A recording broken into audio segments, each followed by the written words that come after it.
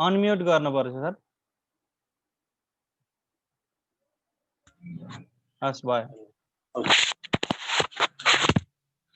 प्रगतिशील लेखक संघ मकवानपुर शाखाले आज देशभरिका केही कवि र कवयित्रीहरूलाई यो मञ्चमा उपस्थित गराउने जुन जमर्को गर्यो त्यसका लागि म मकवानपुर शाखाका सम्पूर्ण आयोजक साथीहरूलाई हार्दिक धन्यवाद दिन चाहन्छु र उपस्थित सबै कवि कवयित्री र समालोचक एवं प्रमुख अतिथि सबैमा यो कार्यक्रमको एउटा गरिमा बढाइदिनको लागि उहाँहरूले जुन उपस्थिति देखाउनुभयो यसका लागि पनि सबैप्रति हार्दिक आभार तथा नमन व्यक्त गर्न चाहन्छु।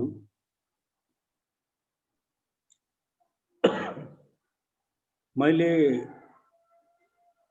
आफ्ना 3 वटा कविताहरू सुनाउने क्रममा सर्वप्रथम सुर्खेतकै एउटा सिमदा जहाँ 2036 सालको जनआन्दोलनको उभारमा एउटा विशिष्ट आन्दोलन भएको थियो त्यस सन्दर्भलाई थोरै आफ्ना कविताहरूमा समेटेको छु। त्यो कविता सुनाउन चाहन्छु। सिमताको कथा अनि शीर्षक यो कविता शार्दूली विकृत छन्दमा छ। सिमता बादल भित्रको बिजुली हो आकाशमा चम्किँदा आगो सँग लपेटिएर वनमा चिल्का बनी सल्किँदा लावा लस्कर क्रान्तिको लहरमा विद्रोह भई उर्ले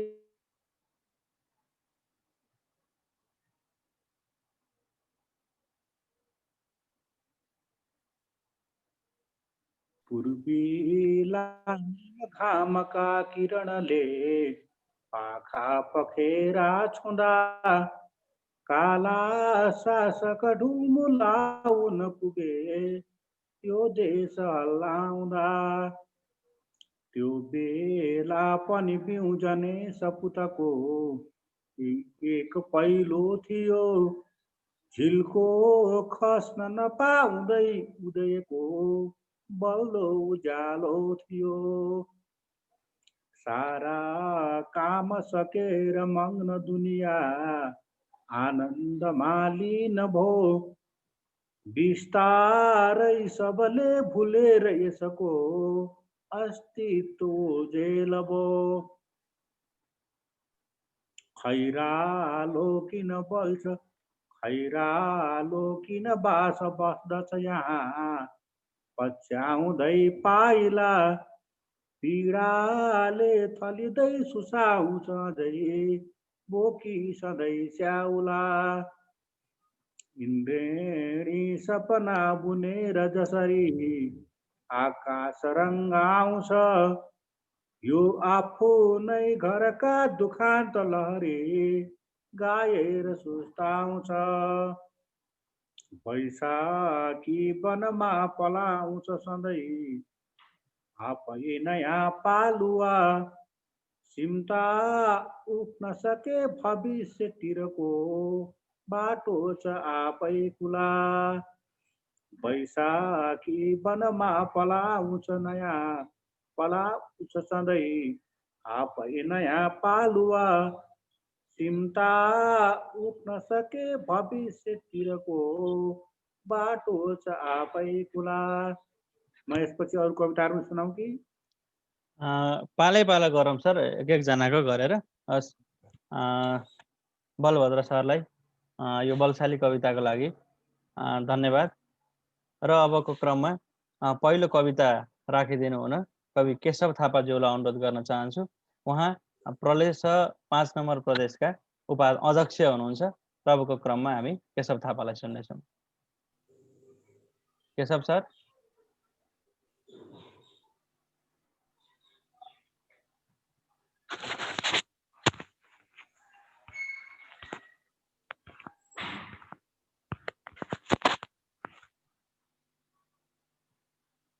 सर का आवाजै आएन सर।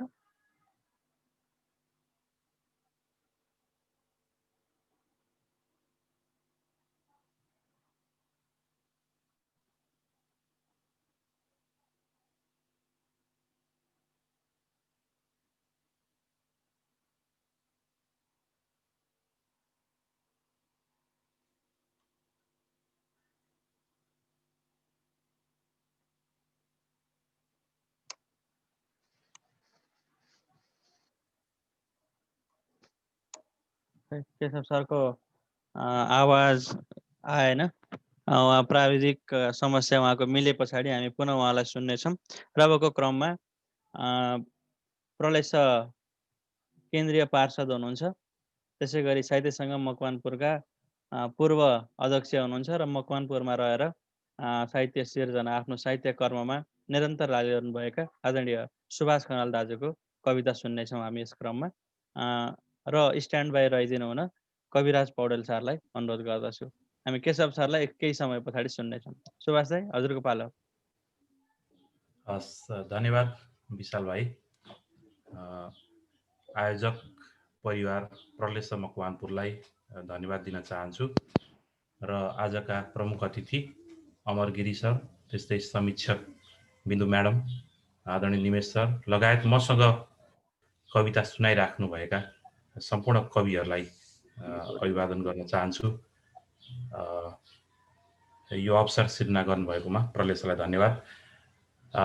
केही दिन अगाडि हेटौँडामा सर्जक सञ्जाल मकवानपुरले डाक्टर केसीको जुन अनसन छ त्यो अनसनलाई नैतिक समर्थन गर्ने गरी सिडिओ मकवानपुरका प्रजिय मार्फत एउटा उहाँको ज्यान सुरक्षाको लागि पत्र पनि पठाएको थियो प्रधानमन्त्री कार्यालय।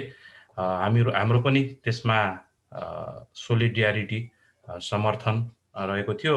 कार्यक्रममा उपस्थित हुने सम्भावना रहेन विद्यालय चलेका कारण। आज म उनै केसीलाई सम्बोधन गरेर लेखिएको कविता सुनाउँछु। पहिलो कविता यो चरणमा सेप्टेम्बर 6, 2017 लेखिएको रहेछ। मैले कविता पढ्छु। डाक्टर केसीको दिमाग ठिक छैन। डाक्टर केसीको दिमाग ठिक छैन। डाक्टर केसी सङ्लो हुनुपर्छ भन्छ सबैको मन। डाक्टर केसी भन्छ बाँच्न पाउनुपर्छ सबैले। डाक्टर केसी कात्रोमा गोजी सिउने हिसाब गर्दैन। डाक्टर केसी उपल्लो र तल्लो निसाब गर्दैन। साँचोमा डाक्टर केसीको दिमाग ठिक छैन। अरे ओ यो संसारमा सत्य बोलेर साध्य लाग्छ र? अरे ओ यो दुनियाँमा एक्लै हिँडेर कहीँ पुगिन्छ र? डाक्टर केसी सत्य बोल्छु भन्छ। डाक्टर केसी कोही हिँड्न सकेनन्, म एक्लै हिँड्छु भन्छ। डाक्टर केसी सूर्य हो र एक्लै उदाउनु। डाक्टर केसी पृथ्वी हो र एक्लै बिउजिनु। साँचोमा डाक्टर केसीको दिमाग ठिक छैन। डाक्टर केसी ठुलो विरासतबाट आर्जेको कुर्सीलाई ख्याल ठान्छ। डाक्टर केसी कुर्सीका नियतिहरू बुझ्दैन। अरे ओ यो पुँजीवादी युगमा पैसो केही होइन भन्छ। इमान, इज्जत, स्वाभिमान र सेवाको कुरा गर्छ। साँचोमा डाक्टर केसीको दिमाग ठिक छैन। डाक्टर केसी गरिबलाई नि रोग लाग्छ भन्छ। डाक्टर केसी गरिबले नि पढ्न पाउनुपर्छ भन्छ। अरे ओ प्रधानमन्त्रीको फिलाको पिलोको उपचार देशमै सम्भव छ पो भन्छ। अरे ओ दुखीका दुःखका दाग एक्सरेहरूमा देखिन्छ भन्छ। अरे ओ यो डाक्टर अमूर्त कुरा गर्छ। साँचोमा डाक्टर केसीको दिमाग ठिक छैन। आजको समयमा नि कमिसन जतिको मामुली कुरामा असन्तोष पोख्छ। बिचौलियाहरूको उछित्तो काट्छ। माफियाले सत्ता चलाए भन्छ।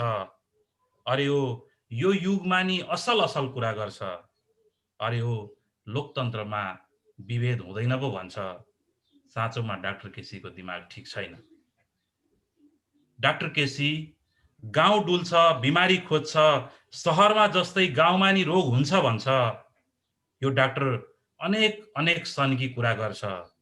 साँचोमा डाक्टर केसीको दिमाग ठिक छैन। धन्यवाद। डाक्टर केसीको दिमाग ठिक छैन। निकै यो सुन्दर कविताको लागि दाजुलाई धेरै धेरै धन्यवाद। र अबको क्रममा कविराज पौडेल सरलाई हामी सुन्नेछौँ। केशव सरको स्क्रिन त्यतिकै मैले देखिरहेको छु, आवाज नआइरहेको भएर हामी उहाँलाई केही समय पछाडि सुन्नेछौँ। अबको क्रममा कविराज पौडेल सर र स्ट्यान्ड बाई लता कार्की बसिदिनु होला। हार्दिक आभार विशाल कमरेडलाई। कार्यक्रमका कार्यक्रमका सभाध्यक्षज्यू, प्रमुख अतिथि मार्क्सवादी सौन्दर्य चिन्तक डाक्टर अमर गिरिज्यू, सम्पूर्ण मकवानपुरका प्रदेशका साथीहरू अनि आज वाचित रचनाहरूलाई समीक्षा गर्नुहुने समीक्षकज्यू, मसँगै कविता वाचन गर्नुहुने सम्पूर्ण साथीहरू, मेरो पहिलो चरणको कवितामा मैले भोकाहरूका कवि भन्ने शीर्षकको कविता यहाँहरूका माझमा राख्न चाहन्छु। माटै हुम परन्तु मैलिन परे, मैलिन्छु म माटाकै कणमा समाहित भई, फैलिन्छु म। मैले हेर्न सके म गर्व गरुला दाम्लाहरूका छवि, भई एउटा घन बन्चरा रहस्या नाम्लाहरूका कवि, भई एउटा घन बन्चरा रहस्या नाम्लाहरूका कवि। मिथ्या स्वान्त सुखायको प्रकृतिको सौन्दर्य चाहिन्न त्यो, कस्तुरीसित जिस्किँदै बहकने माधुर्य चाहिन्न त्यो।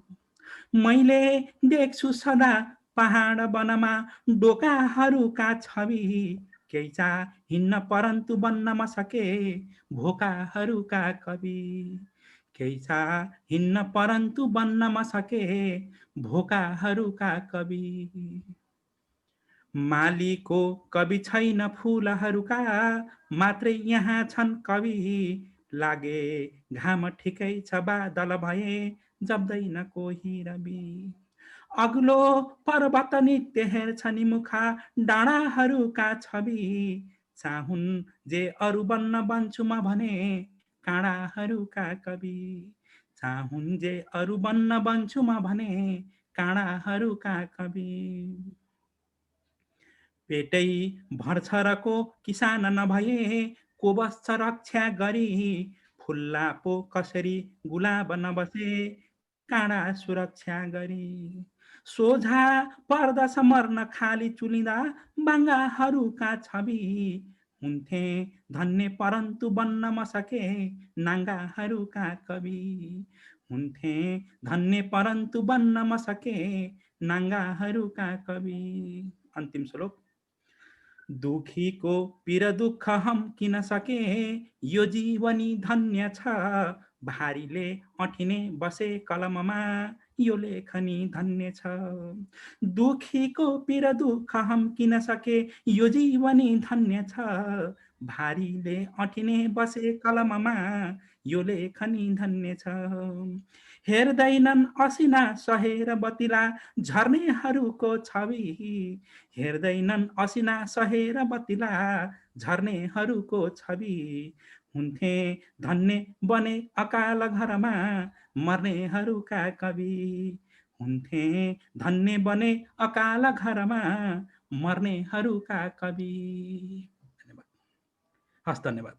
हस् धन्यवाद कविराज सरलाई यो निकै मिठो कविताको लागि।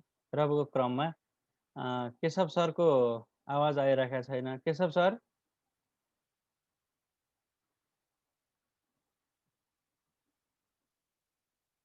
खै अनम्युटमै छु, आवाज किन आउँदैन भनिरहनु भएको छ सरले। ठिक छ, हामी उहाँलाई मिलाउनको लागि पुनः अनुरोध गर्दै लता कार्कीज्यू सुनसरीबाट हुनुहुन्छ, उहाँको कविताहरू अबको क्रममा सुन्नेछौँ।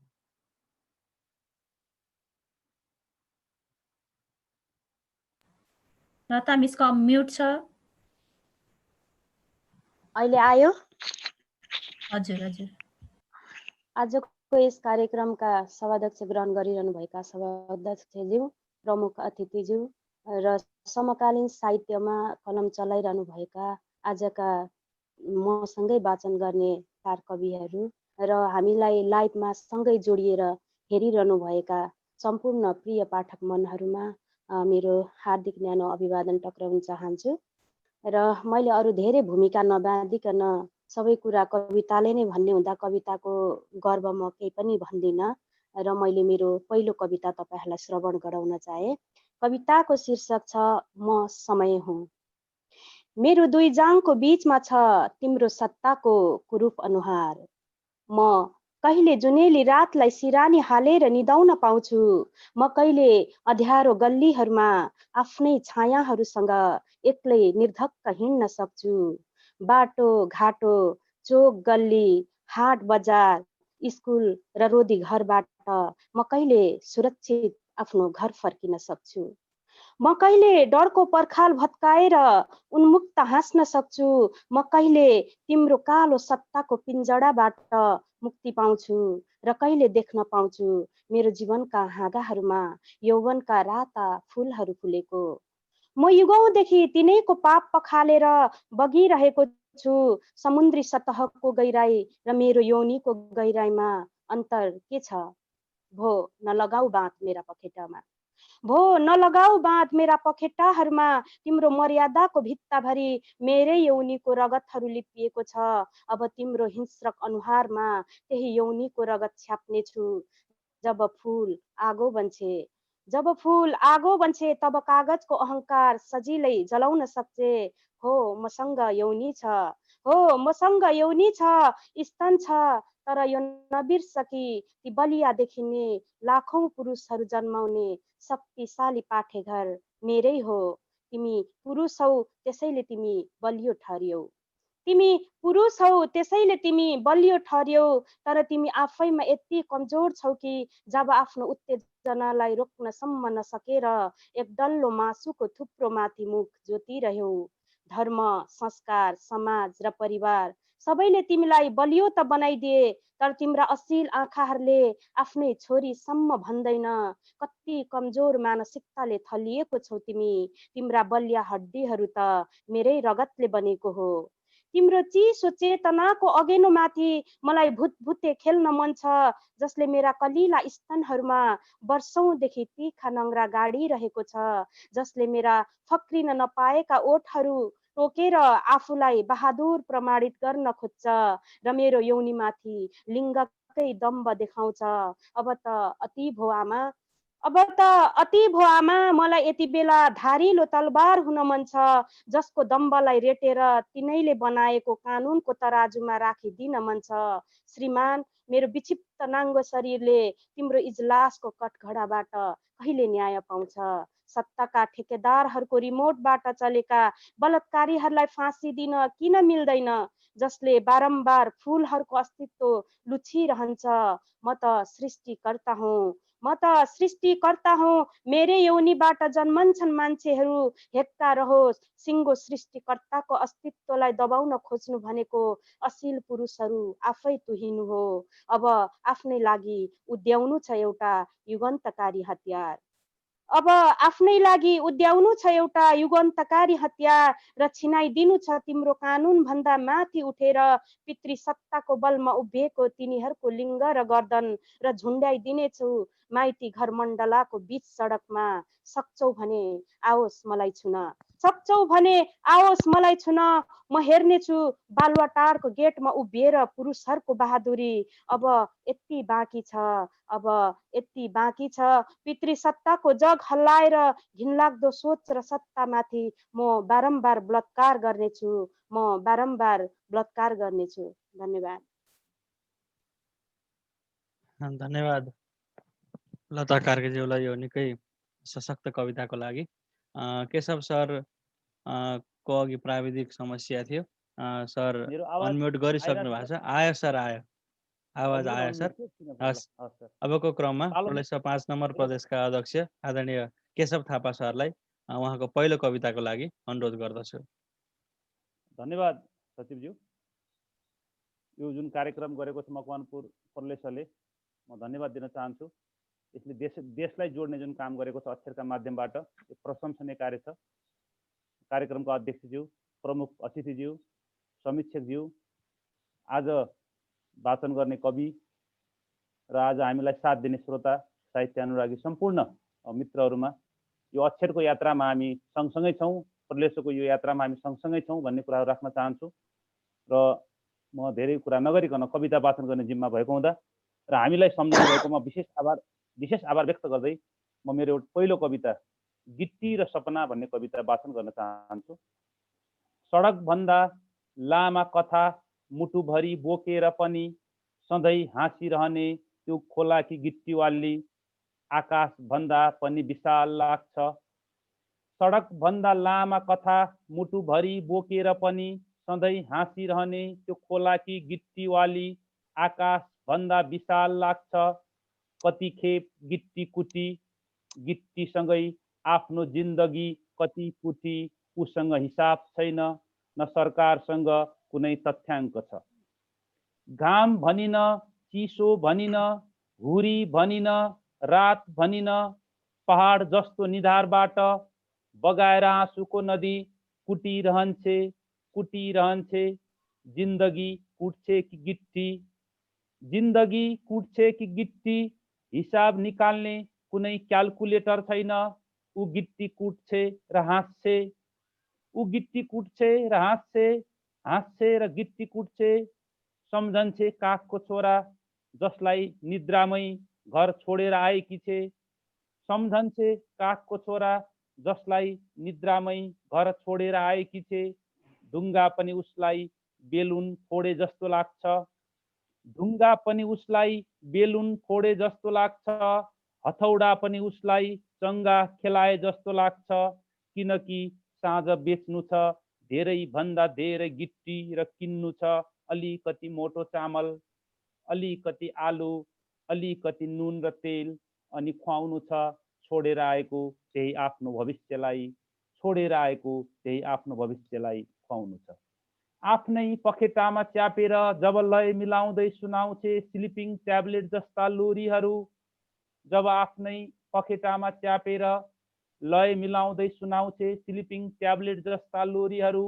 ऊ रमाउँछ र मस्त हाँस्छ, ऊ रमाउँछ र मस्त निदाउँछ। त्यो खोलाकी गिट्टीवाली हाँस्छे र फेरि सम्झन्छे उही गिट्टी, उही मोटो चामल, उही आलु, उही नुन र तेल जो भोलि पनि खेर्नु छ र खुवाउनु छ उही आफ्नो भविष्यलाई। साँच्चै हाँसिरहने त्यो खोलाकी गिट्टीवाली आकाश भन्दा पनि विशाल लाग्छ, साँच्चै आकाश भन्दा पनि विशाल लाग्छ। धन्यवाद। धन्यवाद सरलाई यो सुन्दर कविताको लागि।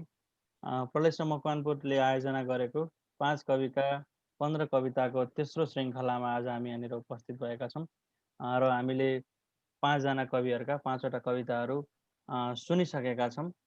र अबको क्रममा दोस्रो कविता सुन्नुभन्दा अगाडि प्रलेश मकवानपुरले शान्तिप्रिया वन्दना दिदीको अध्यक्षतामा यो प्रलेश मकवानपुर गठन भइसके पश्चात गरेका कामहरू यहाँहरूमाझ राख्न चाहन्छु। उहाँको शान्ति दिदीको अध्यक्षतामा यो समिति बनिसके पश्चात हामीले मे डेको अवसरमा सबैभन्दा पहिले प्रलेश मकवानपुरका पूर्व अध्यक्षहरूलाई सम्मान सँगसँगै मकवानपुरमा रहेर मजदुर आन्दोलन मकवानपुरमा रहेर उहाँहरूले गर्नुभएका कामको योगदान गर्दै मजदुर आन्दोलनका अभियन्ताहरूलाई हामीले सम्मान गर्ने काम सबैभन्दा पहिले गऱ्यौँ। त्यस पछाडि मार्क्सवादी सिद्धान्तको विषयमा अन्तर्क्रिया पनि सम्पन्न गरिसकेका छौँ। त्यसै गरी कवि केशव सिलवालको एकल कविता वाचन पनि प्रलेश मकवानपुरले सम्पन्न गरेको छ। त्यसै गरी भूपी जयन्तीको अवसरमा भूपी स्मरणको औचित्य विषयक अन्तर्क्रिया छलफल गरिसकेको छ भने पछिल्लो यो प्रतिकूलतामा अनुकूलताको खोजी गर्ने हेतुले सशरीर उपस्थित भएर कार्यक्रम गर्न नसकिने अवस्था भइसके पश्चात देशभरिका सर्जकहरूलाई जोड्ने अभियान स्वरूप हामीले यो 5 कविका 15 कविता कार्यक्रम सुरु गर्दैछौँ र आज हामी तेस्रो श्रृङ्खलामा छौँ। पहिलो श्रृङ्खलामा हामीले कवि यश लामा, भूपिन खड्का, शकुन्तला जोशी, केवल बिनावी र पुरुषोत्तम आचार्यलाई सुनेका थियौँ। त्यसै गरी दोस्रो श्रृङ्खलामा कवि निमेश निखिल, टिका आत्रेय, मिश्र वैजयन्ती, सुमन श्रेष्ठलाई हामीले सुन्यौँ र आज हामी तेस्रो श्रृङ्खलामा यहाँनिर उपस्थित भएका छौँ। र अब पुनः ढिला नगरी 5 कविका 15 कविताको दोस्रो चरणको कविता यहाँनिर राख्नको लागि मैले बलभद्र भारती सरलाई अनुरोध गरेँ दोस्रो कविताको लागि। बलभद्र सर। ल हस् सर, म हेर्दैछु। सुन्नुहुन्छ नि? सुन्नेछ? पारिजातको सम्झनामा मैले अरू भूमिका बाँधिनँ, अब मैले भनिसकेको छु। मेरो सुन्नेछ नि? सुनिया छ सर। पारिजातको सम्झनामा यो मैले 2053 मा लेखेको कविता हो। गुराँसका लेखहरूमा आजभोलि रक्ती मुस्कान पोखिएको छ। सबैभन्दा फरक आज उनी भैँस र गुराँससँगै हरियो धोती लगाएर उभिएकी छिन्, मुस्कुराइरहेकी छिन्। आज फेरि उनको जीवन चित्रलाई मजदुरका पसिनाहरूमा खोजिरहेको छु। कुहिरोले ढाकेका गुराँस र धुपीका वनभित्र फेरि एकपटक पारिजातलाई खोजिरहेको छु। मैले उनलाई स्कुले नानीहरूसँग मैले नजन्माएको छोरो खेलाइरहेको देखेको छु। हिमालका टापुहरूमा तल्कने हिउँको ढिक्कासँगै उनी चिप्लिँदै, तोड्दै र उड्दै हिँडेको देखेको छु। मैले अब उनको आँखाभरि आँसु होइन, विद्रोहको जलप्रवाहमा डुब्दै उत्रदै गरेको देखेको छु। मुक्त आकाश अनन्त सीमासम्म पारिजातलाई प्रकाशलाई पारिजातका रूपमा टुकामारी खेलेको देखेको छु। पारिजात, कहीँ तिमीलाई मैले कलमी युद्धको नायिका बनेको देखेको छु। कहीँ तिमीलाई घामको उज्यालो अनुहारबाट निस्किएको मुस्कानको धार देखेको छु। कहीँ तिमी वर्ग युद्धको भुमरीमा एउटा लडाकु योद्धा अर्थात् भनौँ सुबानी बनेर उभिएको देखेको छु। फेरि एकपटक तिमीलाई गुराँसका लेखहरूमा आजभोलि घामको लालीमय मुस्कानसँगै धरतीभरिको हरियालीमा देख्ने गरेको छु। गुराँसका लेखहरूमा आजभोलि घामको लालीमय मुस्कानसँगै धरतीभरिको हरियालीमा देख्ने गरेको। धन्यवाद। हस्, धन्यवाद बलभद्र भारती सरलाई। र अबको क्रममा दोस्रो कविता राखिदिनु हुन कवि केशव थापालाई अनुरोध गर्दछु। केशव सर। हस् सर, मेरो पनि भूमिका बाँधेन त मेरो कविताको दोस्रो कविताको शीर्षक सपनाको पाठशाला। मेरो कविताको शीर्षक सपनाको पाठशाला। समयको टाउकोमा पर्खालको सिरानी हालेर ककटेल गरिरहेछन् गिद्धहरू। समयको टाउकोमा पर्खालको सिरानी हालेर ककटेल गरिरहेछन् गिद्धहरू। मृत्युको कामना अरू मरेपछि मात्र उत्सव हुन्छ। मृत्युको कामना अरू मरेपछि मात्र उत्सव हुन्छ। मृत्युमा रुँदैनन् गिद्धहरू, मलामी हुँदैनन् गिद्धहरू। मृत्युमा रुँदैनन् गिद्धहरू, मलामी हुँदैनन् गिद्धहरू। अँध्यारो गुफाबाट एकसाथ आइरहेछ नमिठो दुर्गन्ध र अट्टहास। अँध्यारो गुफाबाट एकसाथ आइरहेछ नमिठो दुर्गन्ध र अट्टहास। बुख्याचा लेखिरहेछ मान्छेको इतिहास। कर्पोरेट हाउस बेचिरहेछ ऐनाको घाम। कर्पोरेट हाउस बेचिरहेछ ऐनाको घाम। यो कस्तो समय ब्याधाहरू आँसुको गीत गाइरहेछन्। यो कस्तो समय ब्याधाहरू आँसुको गीत गाइरहेछन्। विश्वविद्यालय जस्ता खेतहरूको निधार ऐँजेरूले भरिएको छ। विश्वविद्यालय जस्ता खेतहरूको निधार ऐँजेरूले भरिएको छ। तिम्रो आँगनमा मुस्कुराउनुको पनि हिसाब बुझाउनु पर्छ। अभागी पहाड जस्तै अभागी हुन्छन् फुलहरू। ग्यास च्याम्बर जस्तो तिम्रा आँखले कति सुकायो रगतको पोखरी। डोजर जस्तो तिम्रो दाँतले कति चपायो माटोको चपरी। जहरको जङ्गलमा गिद्धका आँखाले नाबालक बिहान ठुङ्गिरहेछ। जहरको जङ्गलमा गिद्धका आँखाले नाबालक बिहान ठुङ्गिरहेछ। हेर्दा हेर्दै ढलिरहेछ पर्खालको सिरानी। हेर्दा हेर्दै ढलिरहेछ पर्खालको सिरानी। देखिरहेछु क्रमशः खण्डहर बन्दै गइरहेछन् तिम्रा कम्ब्याटहरू। देखिरहेछु क्रमशः भुत्ते हुँदै गइरहेछन् माटो चपाउने तिम्रा दाँतहरू। देखिरहेछु क्रमशः भुत्ते हुँदै गइरहेछन् माटो चपाउने तिम्रा दाँतहरू। सधैँ रङ्गीन हुने छैन कर्पोरेट हाउस। झुक्किने छैनन् ऐनाको घामले मान्छेहरू। खण्डहर हुने छैन फुलको अनुहार, जब फुलहरू सिपाही बन्नेछन्। जब फुलहरू सिपाही बन्नेछन्, जब सडकहरू झन्डा बन्नेछन्, तब क्रमशः सब ठिकठाक हुनेछ, सब ठिकठाक हुनेछ। बधशालामा कैद हुने छैनन् सपनाको पाठशाला, बधशालामा कैद हुने छैन सपनाको पाठशाला, सपनाको पाठशाला।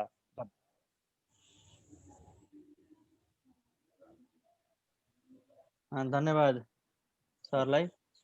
र अबको क्रममा यो दोस्रो कविता राखिदिनु हुन कवि सुभाष खनाललाई अनुरोध गर्दछु। सुभाष दाई।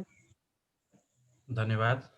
यो दोस्रो चरणमा दोस्रो कविता पढ्न खोजिरहेको छु। मैले पढ्ने कविता लालबहादुरको किडनी बिक्रीमा छ। लालबहादुरको किडनी बिक्रीमा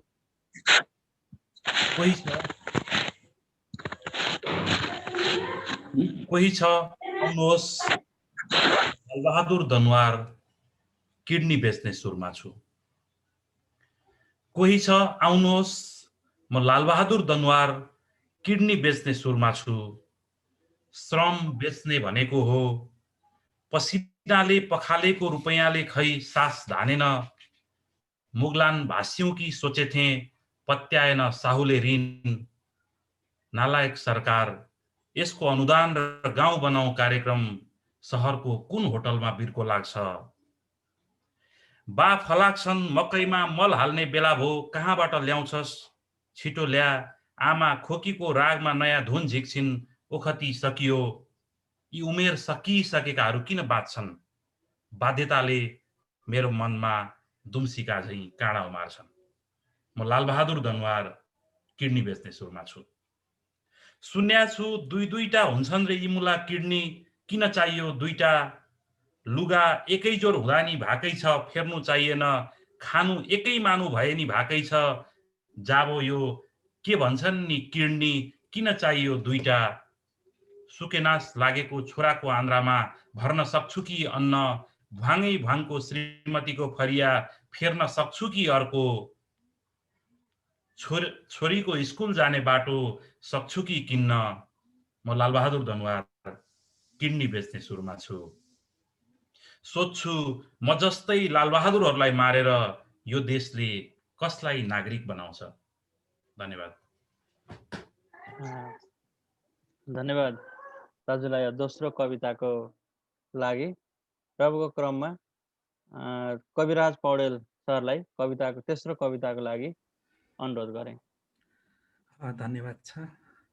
मैले एउटा कविता शालिग्राम शीर्षकको कविता राख्न चाहन्छु। शालिग्राम। काली तिम्रा तटनी रसिला, चम्किएका तमाम। ढुङ्गा हुनिया अमरपुरका देवात्मा समान।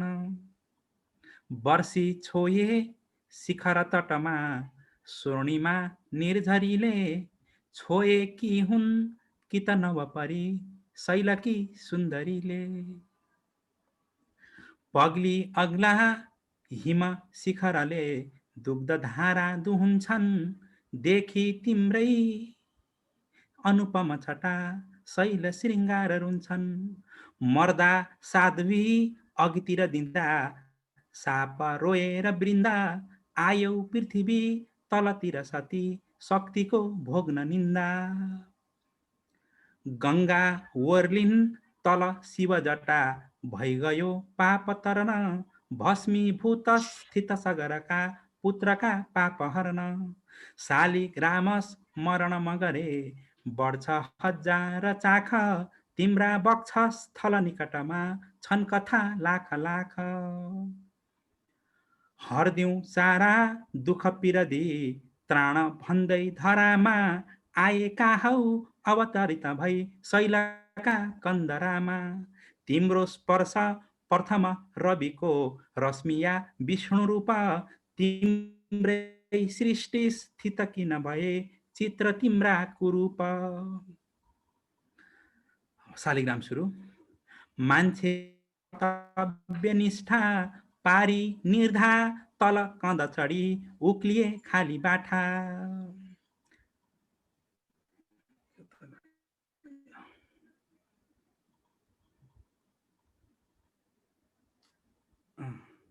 मान्छे बिर्से निहुरिन गयो धर्म कर्तव्य निष्ठा पारी निर्धा तल कँद चढी उक्लिए खाली बाठा।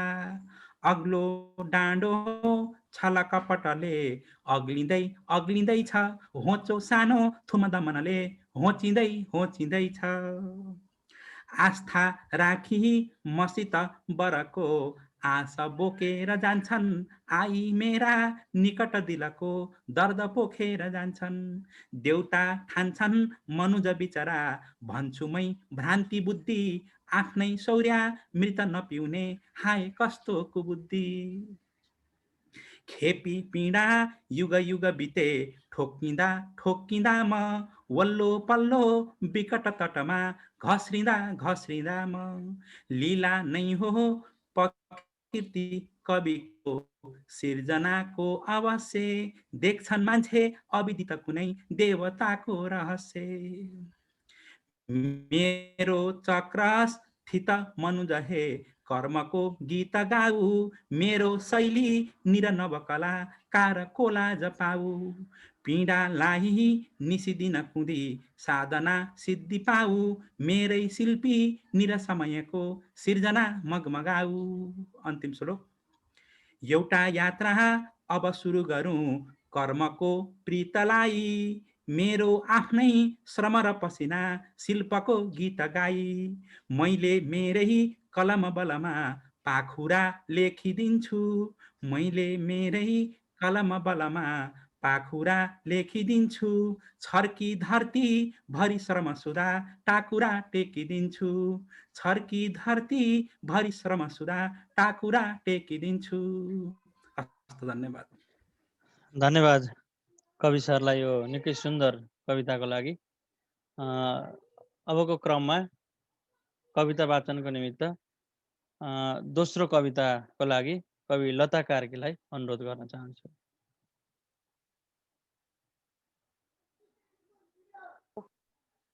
मेरो आवाज आइरहेछ? आइरहेछ। म दोस्रो कविता श्रवण गराउन चाहन्छु। कविताको शीर्षक छ पापकुण्ड। के म पापिनी हुँ? ईश्वरहरूलाई रिजाउने नजान्दा शास्त्रको कुन खण्डमा लेखिएको छ पापको कुण्डमा डुबेर मान्छे नर्कमा जान्छ। म 12 वर्षकी हुँदी हुँ। म 12 वर्षकी हुँदी हुँ। कलिलो चेतनाले पाप र धर्मको आयतन नाप्न कहाँ सक्थे र। मलाई त्यो समय ईश्वरहरू भन्दा आमाहरू हजुरआमाहरूसँग डर लाग्थ्यो। एक समय घामले स्पर्श नगरिकनै घरको आँगन टेकेर झिसमिसेको मधुरो उज्यालोमै कुनै कुख्यात अपराधी चुपचाप भागे जस्तो अनेक सामग्रीलाई साँची राखेर शरीरको हरेक अङ्गमा पाप लुके जस्तै दत्युन टोक्दै तिलकुसले नुहाएर पाप पखालेर आउने गर्थे। मैले नबुझेको यो हरेक वर्ष पाप पखाल्ने खेल दोहोरिरह्यो। म पापिनी भइरहे तर जब चेतनामा लागेको लेउ हट्दै गयो मस्तिष्कबाट तब मात्रै बुझे यो त कहाँ पाप मात्रै हो र महापाप नै पो भोगिरहेको रहेछु। मैले त अब आफ्नै अस्तित्वको लडाईँ लड्न सुरु गरे। पितृ सत्ताको गिदीबाट मैले मेरो अस्तित्व खोज्नु छ। अब म पापिनी होइन एउटा योद्धा भएर रातो रङले पोतिनु छ। जुन यौनीबाट खसेको थियो अछुतो रगतका डल्लाहरूबाट जब धर्म लेख्ने विद्वानहरू जन्माए गजक्क परेर बसेका बलशाली ईश्वरहरू जन्माए सृष्टिका महापुरुषहरू जन्माए तब सोचे म आफ्नै लागि एउटा युग जन्माउँछु। तब सोचे म आफ्नै लागि एउटा युग जन्माउँछु।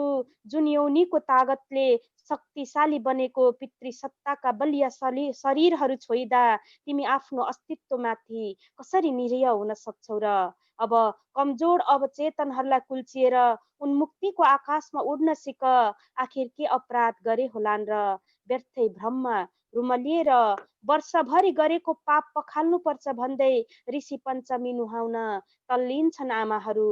अब कहिले बिउजन्छौ तिमी, अब कहिले बिउजन्छौ तिमी आफ्नै अस्तित्वको लडाई लड्न।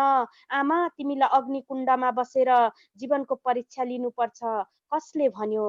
भो आमा नकोच डरको मर्यादाभित्र मलाई, भो आमा नकोच डरको मर्यादाभित्र मलाई। भन त शरीरमै नभएको पाप कुण्डमा अझै कति युग पखाल्नु छ मैले छोरी भएर, अझै कति युग पखाल्नु छ मैले छोरी भएर। धन्यवाद। धन्यवाद लता मिसलाई यो दोस्रो कविताको लागि। प्रलेश मकवानपुरद्वारा आयोजित 5 कविका 15 कविताको तेस्रो श्रृङ्खलामा आज हामी यहाँनिर छौँ र यो दोस्रो चरण गरेर हामीले 10 वटा कविताहरू सुनिसकेका छौँ र अब ढिलो नगरी अब तेस्रो कविताको लागि पुनः आग्रह गर्न चाहन्छु कवि बलभद्र भारतीज्यूलाई।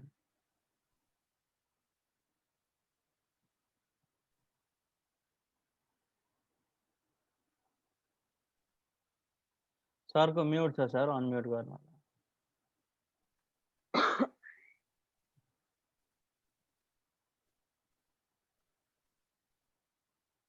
भयो सर, ए भएको छैन, भएको छैन, अनम्युट गरौँ।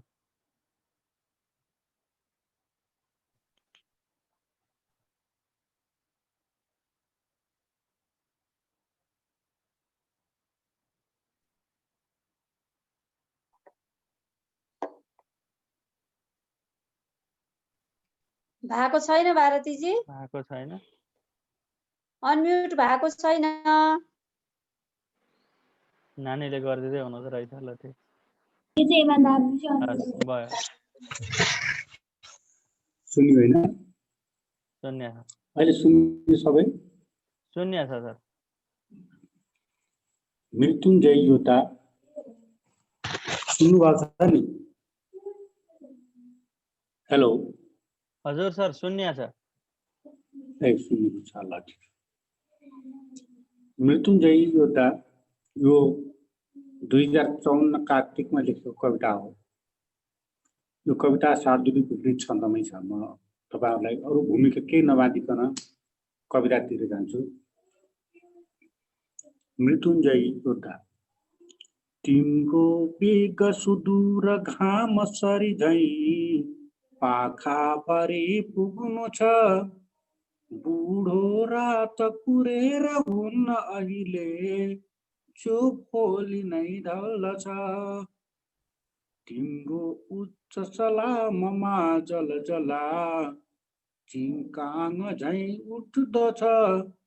उर्लेको बलिदान पूर्ण सपना देखेर मुस्काउँछ। अग्लाले शहीदका रगतले भिज्दैछ पानी सरी। लाखौं फूल फुलाउँदै धरतीको रातो बगैँचाभरि। आफै भित्र चुसी चुसी शिशिरको जाडो निली तन्तनी। एउटा सुन्दर याम आउँछ जहाँ बोकी नयाँ मौसमी। जनताको जनयुद्धमा धरतीले विस्फोट जन्माउँछ। माटो बोल्दछ न्यायको समरमा, अन्यायले झुक्दछ। बस्ती हिँड्दछ एक भव्य सपना, संकल्पमा लम्किँदै। सारा सिर्जन शक्तिको बरसिलो आलोकमा भिउजिँदै। अन्तिम श्लोक। मेटिन्छन् बलिदान वीरहरूका, नामित भई मेटिँदै। कसले भन्छ विचार मर्दछ चिता, सँगै डढेलो हुँदै। योद्धासँग नसोध मृत्यु कसरी आएर बोलाउँछ। जो देख्दै पनि मृत्युको नजरमा मृत्युञ्जय लाग्दछ। मेटिन्नन् बलिदान वीरहरूका नामेट भई मेटिँदै, कसले भन्छ विचार मर्दछ चिता सँगै डढेलो हुँदै। योद्धासँग नसोध मृत्यु कसरी आएर बोलाउँछ, जो देख्दै पनि मृत्युको नजरमा मृत्युञ्जय लाग्दछ। जो देख्दै पनि मृत्युको नजरमा मृत्युञ्जय लाग्दछ। धन्यवाद।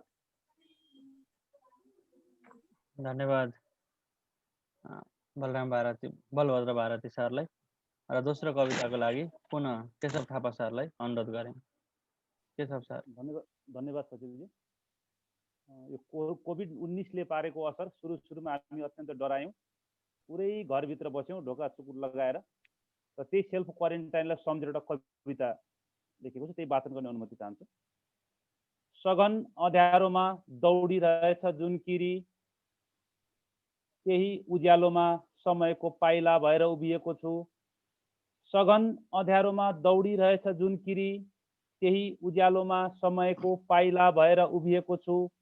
आँखाहरूको स्पर्श खोजिरहेछु हाँगा हाँगामा, खोजिरहेछु सभ्यताको आयतन। सडकमा हावा एक्लै दौडिरहेछ, सडकमा हावा एक्लै दौडिरहेको छ। आशाको आधार शिविरमा यति बेला चुपचाप छन् मान्छेहरू, मुटुको लाभा पग्लिरहेछ। यति बेला गन्तव्य नसोध्नु, सेल्फ क्वारेन्टाइनको जेलमा कैद छन् खुट्टाहरू। यति बेला गन्तव्य नसोध्नु, सेल्फ क्वारेन्टाइनको जेलमा कैद छन् खुट्टाहरू। यता टिभी स्क्रिनहरूले आकाश खुलेको फ्ल्यास न्युज देखाइरहेछन्, पहाड मुस्कुराइरहेको दृश्य देखाइरहेछन्। हिउँ झन् सेतो सेतो भएको कभर न्युज आइरहेछ। हिउँ झन् सेतो सेतो भएको कभर न्युज आइरहेछ। सेल्फ क्वारेन्टाइनको घेराबाट सम्झिरहेछु माटोको उचाइ कति होला। सेल्फ क्वारेन्टाइनको घेराबाट सम्झिरहेछु माटोको उचाइ कति होला। पहाडको उचाइ कति होला, घामको उचाइ कति होला, समयको उचाइ कति होला, मान्छेको उचाइ कति होला। यही बेला सम्झिरहेछु आँखा बेचेर समयले किन चस्मा किनिरहन्छ। यही बेला सम्झिरहेछु आँखा बेचेर समयले किन चस्मा किनिरहन्छ। हातले आफ्नै घरको छाना पोलेर किन आगो तापिरहन्छ। पाइलाहरू किन गुफामा पसिरहन्छन्, यिनै कुरा सोचिरहेछु। यति बेला सघन अँध्यारोमा दौडिरहेछु जुन किरी, त्यही जुन किरीको उज्यालोमा समयको पाइला भएर उभिएको छु। ए बुद्ध बाँचिरहेको भए तिमी यति बेला, ए बुद्ध बाँचिरहेको भए तिमी यति बेला जङ्गलमा हुन्थ्यौ। ए बुद्ध बाँचिरहेको भए तिमी यति बेला जङ्गलमा हुन्थ्यौ कि पिपलको बोट मुनि। यो सेल्फ क्वारेन्टाइनको बेला बुद्धलाई सम्झेर यिनै प्रश्नहरू लेखिरहेछु, यिनै प्रश्नहरू सम्झिरहेछु, यिनै प्रश्नहरू सम्झिरहेछु। धन्यवाद।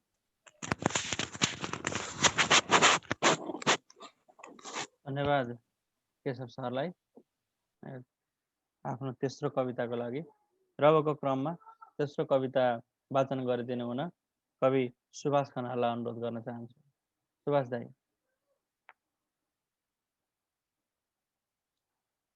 सुभाष दाई, शान्ति दिदी, सुभाष दाईकोबाट लाइन गयो अरे भन्ने जानकारी भर्खरै आयो, केही समय पछाडि जोडिनुहुन्छ होला।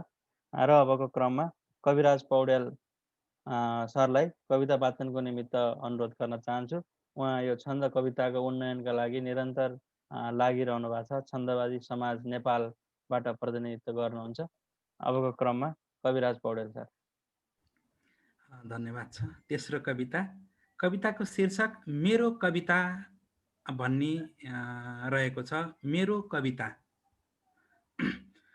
नौला मार्ग प्रशस्त पूर्वजहरू आई मलाई दिउन्, एउटा सिद्धि दिएर काव्य रसको सौन्दर्य मेरो पिउन्। नौलो बिम्ब सजाउने हृदयको पाउँ छहारी यही, दुखीको पसिना टिपेर कविता गाउँ छहारी यही। पाउँ मानिसको उदात्त मनको सद्भावको आसन, आफै शब्द बनेर व्यक्ति नसकूँ सत्कर्मको जीवन। अर्पु भाव अभावमा बरु कुनै पाउँ म सम्भावना, आफैमा विजयी हुने कलमको पाउँ म आराधना। व्यर्थै शब्द उनेर मात्र गणको आकार के नै दिउँ, केही छैन रसानुभूति रसको आधार के नै दिउँ। लेख्ने स्वान्त सुखाय हो यदि भने लेख्दै नलेखौँ बरु, देऊ सिद्धि स्वयं बनौँ म कविता चाहिन्न केही अरू। के सोचौँ म शिरीष फुल भुइँमा शर्माउँदै झर्नुमा, के सोचौँ म शिरीष फुल भुइँमा शर्माउँदै झर्नुमा। मेरो मुक्ति छ न्याय प्रेम समता संसारमा छर्नुमा। मेरा पाउ बढुन् सदा सिर्जनाको उक्ली नयाँ टाकुरा, हाम्रो जीवन फुलको श्रम सुधा हुन् पौरखी पाखुरा। मेरो मौलिक सिर्जना अमृत होस्, पूर्णेन्दुमा बास होस्, थाल्दा लेख्न कवित्व झङ्कृत भई श्रीबिन्दुमा सास होस्। यस्तो लेख्न सकौँ कि लेखिरहँदा लेख्नै छ बाँकी सरी, यस्तो बिम्ब मिलोस् कि हेरिरहँदा हेर्नै छ बाँकी सरी। अन्तिम श्लोक। यो पृथ्वी निरपेक्ष छैन जति छन् सापेक्षका शक्ति छन् जे विपरीत तत्त्व तिनको सङ्घर्षमा सत्य छन्। यो पृथ्वी निरपेक्ष छैन जति छन् सापेक्षका सत्य छन् जे विपरीत तत्त्व तिनको सङ्घर्षमा सत्य छन्। हेरेमा गतिशीलता प्रकृतिको माधुर्य छ, माने सुन्दर स्रोत चाहिँ श्रम हो सौन्दर्य छ। माने सुन्दर स्रोत चाहिँ श्रम हो सौन्दर्य छ। हस्त धन्यवाद। धन्यवाद कविराज पौड्याल सरलाई मेरो कविता विषय शीर्षकको निकै सुन्दर कविताको लागि।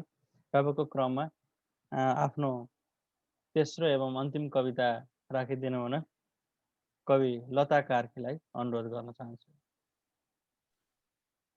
यो तेस्रो कविता मैले श्रवण गराउन चाहे। तेस्रो कविताको शीर्षक छ एसिड। वीरबहादुर, तिमीले सोचेनौ कि एसिडले प्रहार गर्नु अघि के हुँदो हो, जलेको अनुहारले क्रान्ति गर्यो भने। पुतलीका फुरफुर गर्ने पखेटाहरू समय अगावै नियतिको क्रूर कैँचीले काटिएपछि कसरी उडेर रम्न सक्छे बगैँचाको फुलका रङहरूमा चमेली। जीवनकै लालित्य लुट्यो भने कसरी फरफराउन सक्छे उन्मुक्तिको झण्डा, कसरी मगमगाउँदी हो माझ घरकी फुलकुमारी सुरक्षित भएर, जो हरेक समय असुरक्षाको घेराभित्र पिल्सिरहेका छन्। सिस्नोको बुट्यानमा कति सजिलै छ्यापेर गयो आक्रोशको एसिड, जरै जलाएर खरानी बनाउँदो रहेछ। सगरमाथा झैँ अग्लो सपनाहरू भेट्नसम्म नसकिँदो रहेछ रहरका कङ्काल टुक्राहरू। पहाडको छातीमा पहिरो जाला भनेर रोपिएकी हुँदी हो अमृसोको बिरुवा, घट्दो हो सगरमाथाको उचाइ भनेर आफै हिउँ झैँ जम्दी हो। अब कसरी बग्दी हो भेल बनेर सुनकोसीमा, कसरी थाम्न सक्दी हो चन्द्रमा जस्तो आँसुको ढिक्का, त्यो सुन्दर चेहरालाई बिक्रीमा राखेको कुरूप चित्र जस्तो बनाइ छाड्यो भने कसरी भर्न सक्दी हो एसिड ताछिएको अनुहारमा जीवनको रात। अचेल हरेक दिन इन्द्रेणी बनेर रङ भर्न खोज्छे जीवनको खाली क्यानभासमा आफै पोतिदिन्छे अनुहारमा विद्रोहको रातो रङ। जब हेर्छे भित्तामा झुन्डाएको ऐना तब बहकिँदै निकाल्छे आफ्नै जीवनको लय। छातीभरि गाउँ बोकेर आएकी हो चमेली, छातीभरि गाउँ बोकेर आएकी हो चमेली। के थाहा रहरले काँचुली फेर्नु अघि सहरले उसलाई निल्छ भन्ने। के थाहा सोलु फ्याप्लुको रातो स्याउ जस्तो गाला सहरको एसिडले मरिज झैँ चाउरिन्छ भन्ने। आज भोग्दैछ चमेली गाउँ बोकेको छातीमा सहरको कुरूप यथार्थ। कहिले दहेजले डढेकी हुन्छे तराई मधेसकी फुलुवा, कहिले डसिएकी हुन्छे छाउगोठमा पहाडकी मनमाया, कहिले बेचिएकी हुन्छे हिमालकी डोलमा, कहिले जलेकी हुन्छे सहरका अँध्यारा गल्लीहरूमा। अझै कति जल्नै बाँकी छ संस्कारको आगोले मखमली जिन्दगीहरू। अहो जिन्दगी के रहला र, अहो जिन्दगी के रहला र, जब यो समाजको चेतना नै एसिड भन्दा भयानक छ। अझै कति जलाउँछौ छोरीहरू तिम्रो अवचेतनको अग्निकुण्डमा। हेर कसरी देश जस्तै छिद्र छिद्र अनुहार लिएर बाँचिरहेकी छे फुलमती। साइलो गन्धर्वकी छोरी जो हरेक दिन ढोका छेउमा झुन्डाएको सारङ्गी हेर्दै भन्छे यसरी मनको धुन बज्दा बज्दै धनोले सारङ्गीको तार झैँ चट्टै चुडाइदियो भने मुटुको भल्भबाट कसरी निकाल्छे होला रेड्दै जीवनको मिठो धुन। सरकार सरकार यदि एसिड छ्यापिएकी चमेली मखमली मनमाया फुलुवा डोल्मा र फुलमतीहरूले देशको अनुहारमा छ्यापे भने विद्रोहको एसिड के फेरि देश देश रहला, के फेरि देश देश रहला। धन्यवाद। धन्यवाद उहाँलाई कविताको लागि। सुभाष दाई पुनः कार्यक्रममा जोडिसक्नु भएको छ र आफ्नो तेस्रो कविताको लागि सुभाष खनाल दाजुलाई मैले अनुरोध गरेँ। धन्यवाद विशाल भाइ। अलिकति प्राविधिक समस्या, प्रविधि मार्फत कार्यक्रममा छ, प्राविधिक समस्या पनि लाइन गइदियो बिचमा, फेरि जोडिएको छु। तेस्रो कविता वाचन गर्छु। यो कविताको शीर्षक सहरले ढुङ्गा खान्छ। सहरले ढुङ्गा खान्छ। खान नपाएपछि के खान्छ सहरले, खान नपाएपछि के खान्छ सहरले, सहरले ढुङ्गा खान्छ।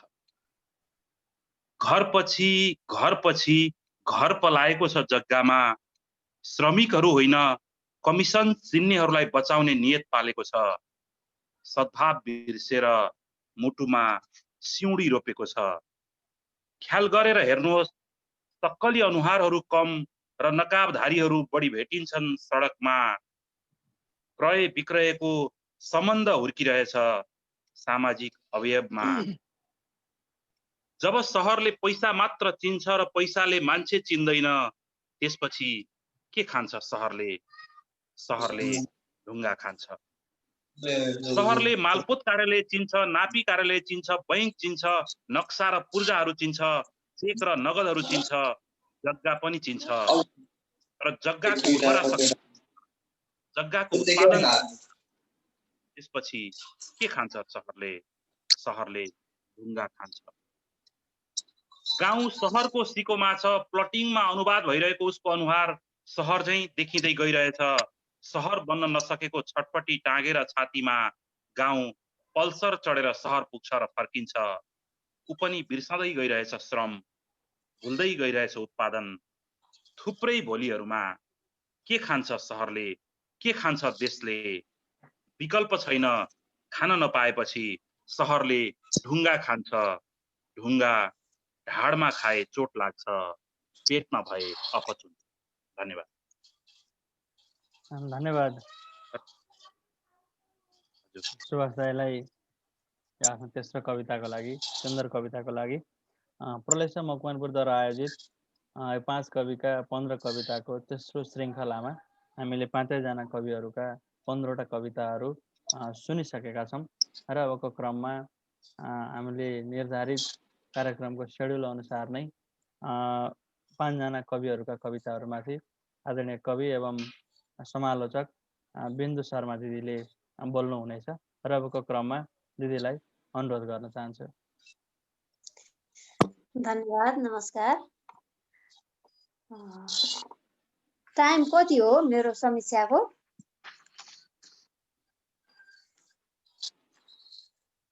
टाइम यति नै भन्ने छैन म्याम, 10-15 मिनट हजुरले लिँदा हुन्छ। ल ल ठिक छ, सर्भर छोटो गर्छु। हस् म्याम। प्रलय सह मकवानपुरको आयोजनामा सञ्चालित यो 5 कविका 15 कविता तेस्रो श्रृङ्खलाका आदरणीय सभाध्यक्षज्यू, आजका प्रमुख अतिथि कवि मार्क्सवादी चिन्तक डाक्टर अमर गिरीज्यू, आज सुन्दर कविता सुनाउनुहुने कविज्यूहरू, उपस्थित सम्पूर्ण आदरणीय श्रोताज्यूहरू सबैलाई मेरो अभिवादन छ। म सिधै कवितामा गएँ। 3 वटा कविता सुन्यौँ हामीले। सर्वप्रथम म बलभद्र भारतीजी सुर्खेतबाट हुनुहुन्छ र उहाँ जति बेला म भर्खर कविताको क ख, कविता पठनको, लेखनको पनि होइन, कविता पठनको क ख पढ्दै गरेकी थिएँ। उहाँ चाहिँ स्थापित कवि हुनुहुन्थ्यो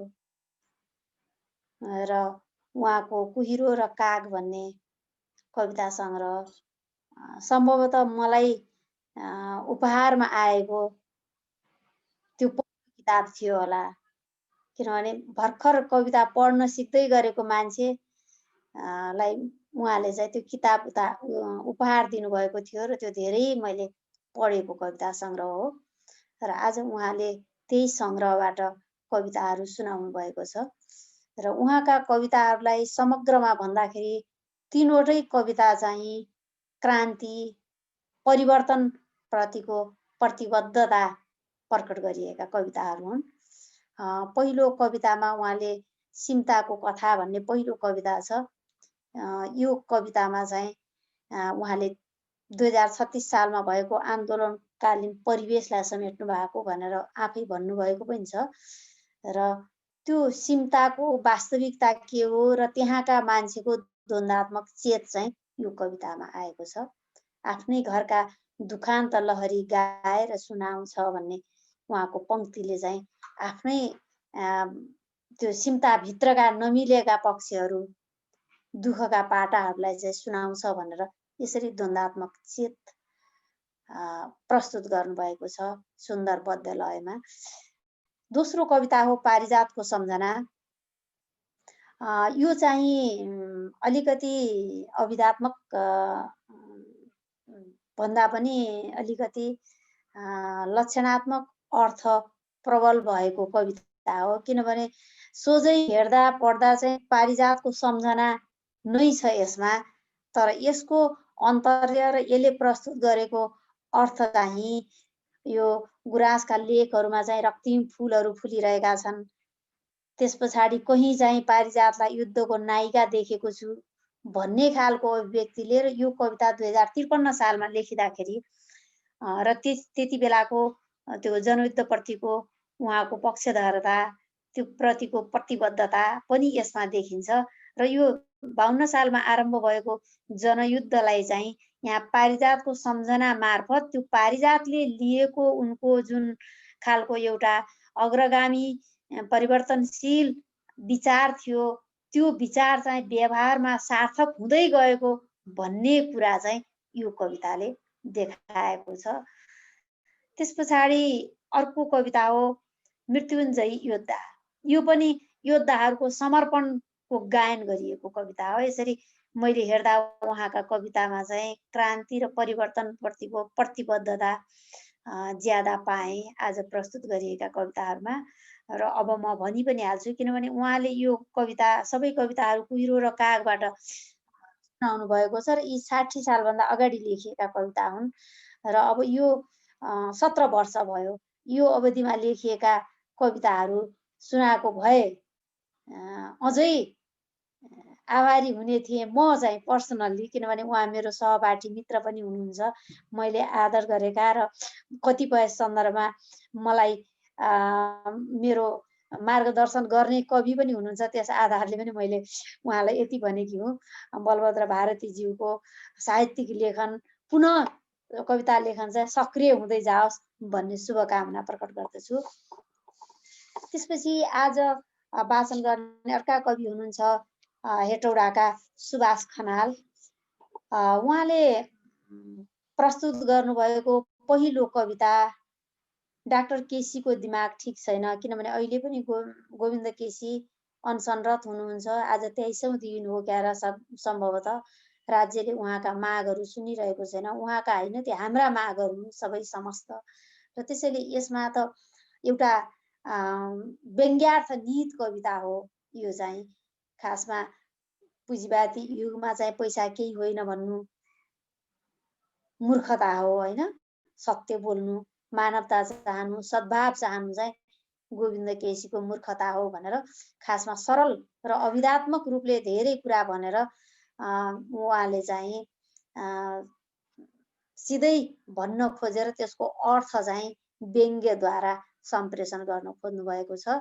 र यसले यो कविताले दिएको एउटै सन्देश र हामीले बुझ्नुपर्ने महत्त्वपूर्ण कुरा भनेको सूर्य हो र एक्लै उदाउनु, पृथ्वी हो र एक्लै बिउजनु भन्ने पङ्क्तिले चाहिँ यहाँ उहाँले आफ्नो जुन मार्क्सवादी दृष्टिकोण हो सोही दृष्टिकोण अनुसारको मार्क्सवादी वैचारिकता अनुसारको सांगठनिक प्रतिबद्धताको अपरिहार्यता बोध चाहिँ यो कवितामा गर्नुभएको छ। किनभने गोविन्द केसी अहिले पनि सांगठनिक बलको आधारमा नभइकन व्यक्तिको बलको आधारमा हुनुहुन्छ। सम्भवतः उहाँ त्यही कारणले पनि 23औं दिन 23औं महिनासम्म अनसन बस्नु परिरहेको छ। यो 19औं 20औं पटकको अनसन हो उहाँको। र यो कविताले मैले चाहिँ यो सूर्य हो र एक्लै उदाउनु, पृथ्वी हो र एक्लै बिउजनु भन्ने उहाँका पङ्क्तिहरूले चाहिँ यो कवितामा सांगठनिक प्रतिबद्धताको अपरिहार्यतालाई स्थापित गर्न खोजेका छन्। त्यसपछि अर्को दोस्रो कविता हो लालबहादुरको किडनी बिक्रीमा छ। यो त हामीले पढ्दा पनि धेरै अर्थ लगाउनु पर्छ जस्तो लाग्दैन। अभिधात्मक आशय नै यसमा प्रबल छ। र अन्तिममा भन्न खोजेको कुरा खासमा गरिबहरूको चाहिँ उपेक्षा भइरहेको राज्यसँगले चाहिँ कसलाई नागरिक बनाउँछ भन्ने यो पनि अहिलेको हुन त उहाँले केही समय अगाडि लेख्नुभयो होला। अहिले पनि यो सिन्धुपाल्चोकको एउटा गाउँ पुरै किडनी बेच्नेहरूको गाउँ छ र त्यहाँ मान्छेहरू आफ्नो आय आर्जनको लागि र एउटा रेडियो एफएम रेडियो बजाउनकै लागि पनि किडनी बेच्नुपर्ने बाध्यतामा छन् त्यहाँका मान्छेहरू। त्यसैलाई पनि यसले त्यही कुरूपतालाई पनि यसले सङ्केत गर्दछ र यो देश नागरिक कसलाई बनाउँछ होइन। लालबहादुरहरूलाई चाहिँ किडनी बेच्न लगाएर गरिबहरूको यो उपेक्षा भइरहेको अवस्थालाई देखाउँछ। भर्खरै पनि हामी यही लकडाउनकै अवस्थामा पनि देख्यौँ होइन। सरकारले साउनको झरीको बेलामा आदिवासीहरूका सुकुम्बासीहरूका छुप्राहरू जलाएर उनीहरूको भनौँ आगो लगाएर चाहिँ एउटा नाङ्गो नृत्य प्रदर्शन गरेको छ। हो त्यस्तै यो पनि नाङ्गो स्वरूप हो सरकारी व्यवस्थाको। त्यसलाई यो कवितामा देखाइएको छ। अर्को तेस्रो कविता हो सहरले ढुङ्गा खान्छ। यो पनि अलिकति लक्षणात्मक कविता हो भन्दा चाहिँ सुन्दा हामीले अभिधात्मक जस्तो लाग्यो पनि, किनभने खाना नपाएपछि सहरले ढुङ्गा खान्छ भन्नु चाहिँ यो एक किसिमले सहरीकरणको प्रक्रियामा गएपछि जुन संवेदनाहीनता बढ्दै गएको छ सहरप्रति, सहरले मान्छे चिन्दैन भनेर हो। यही चाहिँ सहरको संवेदनाहीनतालाई संवेदनाहीन भएको अवस्थालाई चाहिँ ढुङ्गा खान्छ भन्ने पङ्क्तिद्वारा अभिव्यञ्जित गरिएको छ। सुभाष सरको नयाँ कविता सङ्ग्रह भर्खरै आएको छ र उहाँको अझै उम्दा कविताहरू आउन् र अर्को सङ्ग्रह छिट्टै आओस् भन्ने शुभकामना प्रकट गर्दछु र उहाँका कवितामा मैले यति भने। त्यस पछाडि अर्को कविता छ कविराज पौडेल।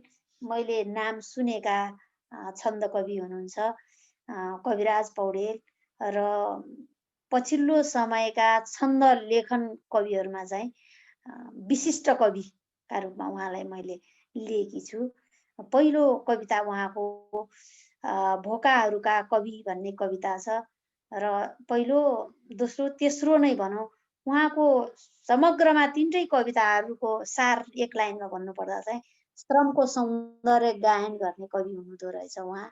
मैले चाहिँ आजका तीनटा कविताहरू सुनेर यही निष्कर्ष निकाले र यसमा वाचनको पनि कुरा गर्दा यति मिठोसँग वाचन गर्नुभयो, एकदम मनमोहक सुनिरहँ जस्तो लाग्ने खालको वाचन गर्नुभयो। र पहिलो कवितामा भोकाहरूका कवि भन्ने कवितामै उहाँले जसरी नाङ्गाहरूका कवि हुने होइन, यो अकाल घरमा मर्नेहरूको कवि भन्ने जुन खालको चाहना प्रकट गर्नुभयो भनौँ, त्यो कविताको वक्ताले चाहिँ त्यो चाहना प्रकट गर्यो भनेपछि ती खालका सारा अनियमित के अरे यी उत्पीडनहरू, समाजका असङ्गतिहरू, जुन नमिल्दा पाटाहरू छन्, असमानताहरू, ती सबैलाई चाहिँ बाहिर ल्याउने त्यो प्रतिबद्धता चाहिँ यो कविताको वक्ताले गर्दछ। त्यसैले यस दृष्टिकोणले पनि बद्ध लयमा यति सुन्दर प्रगतिशील कविता उहाँले प्रकट गर्नुभएको छ।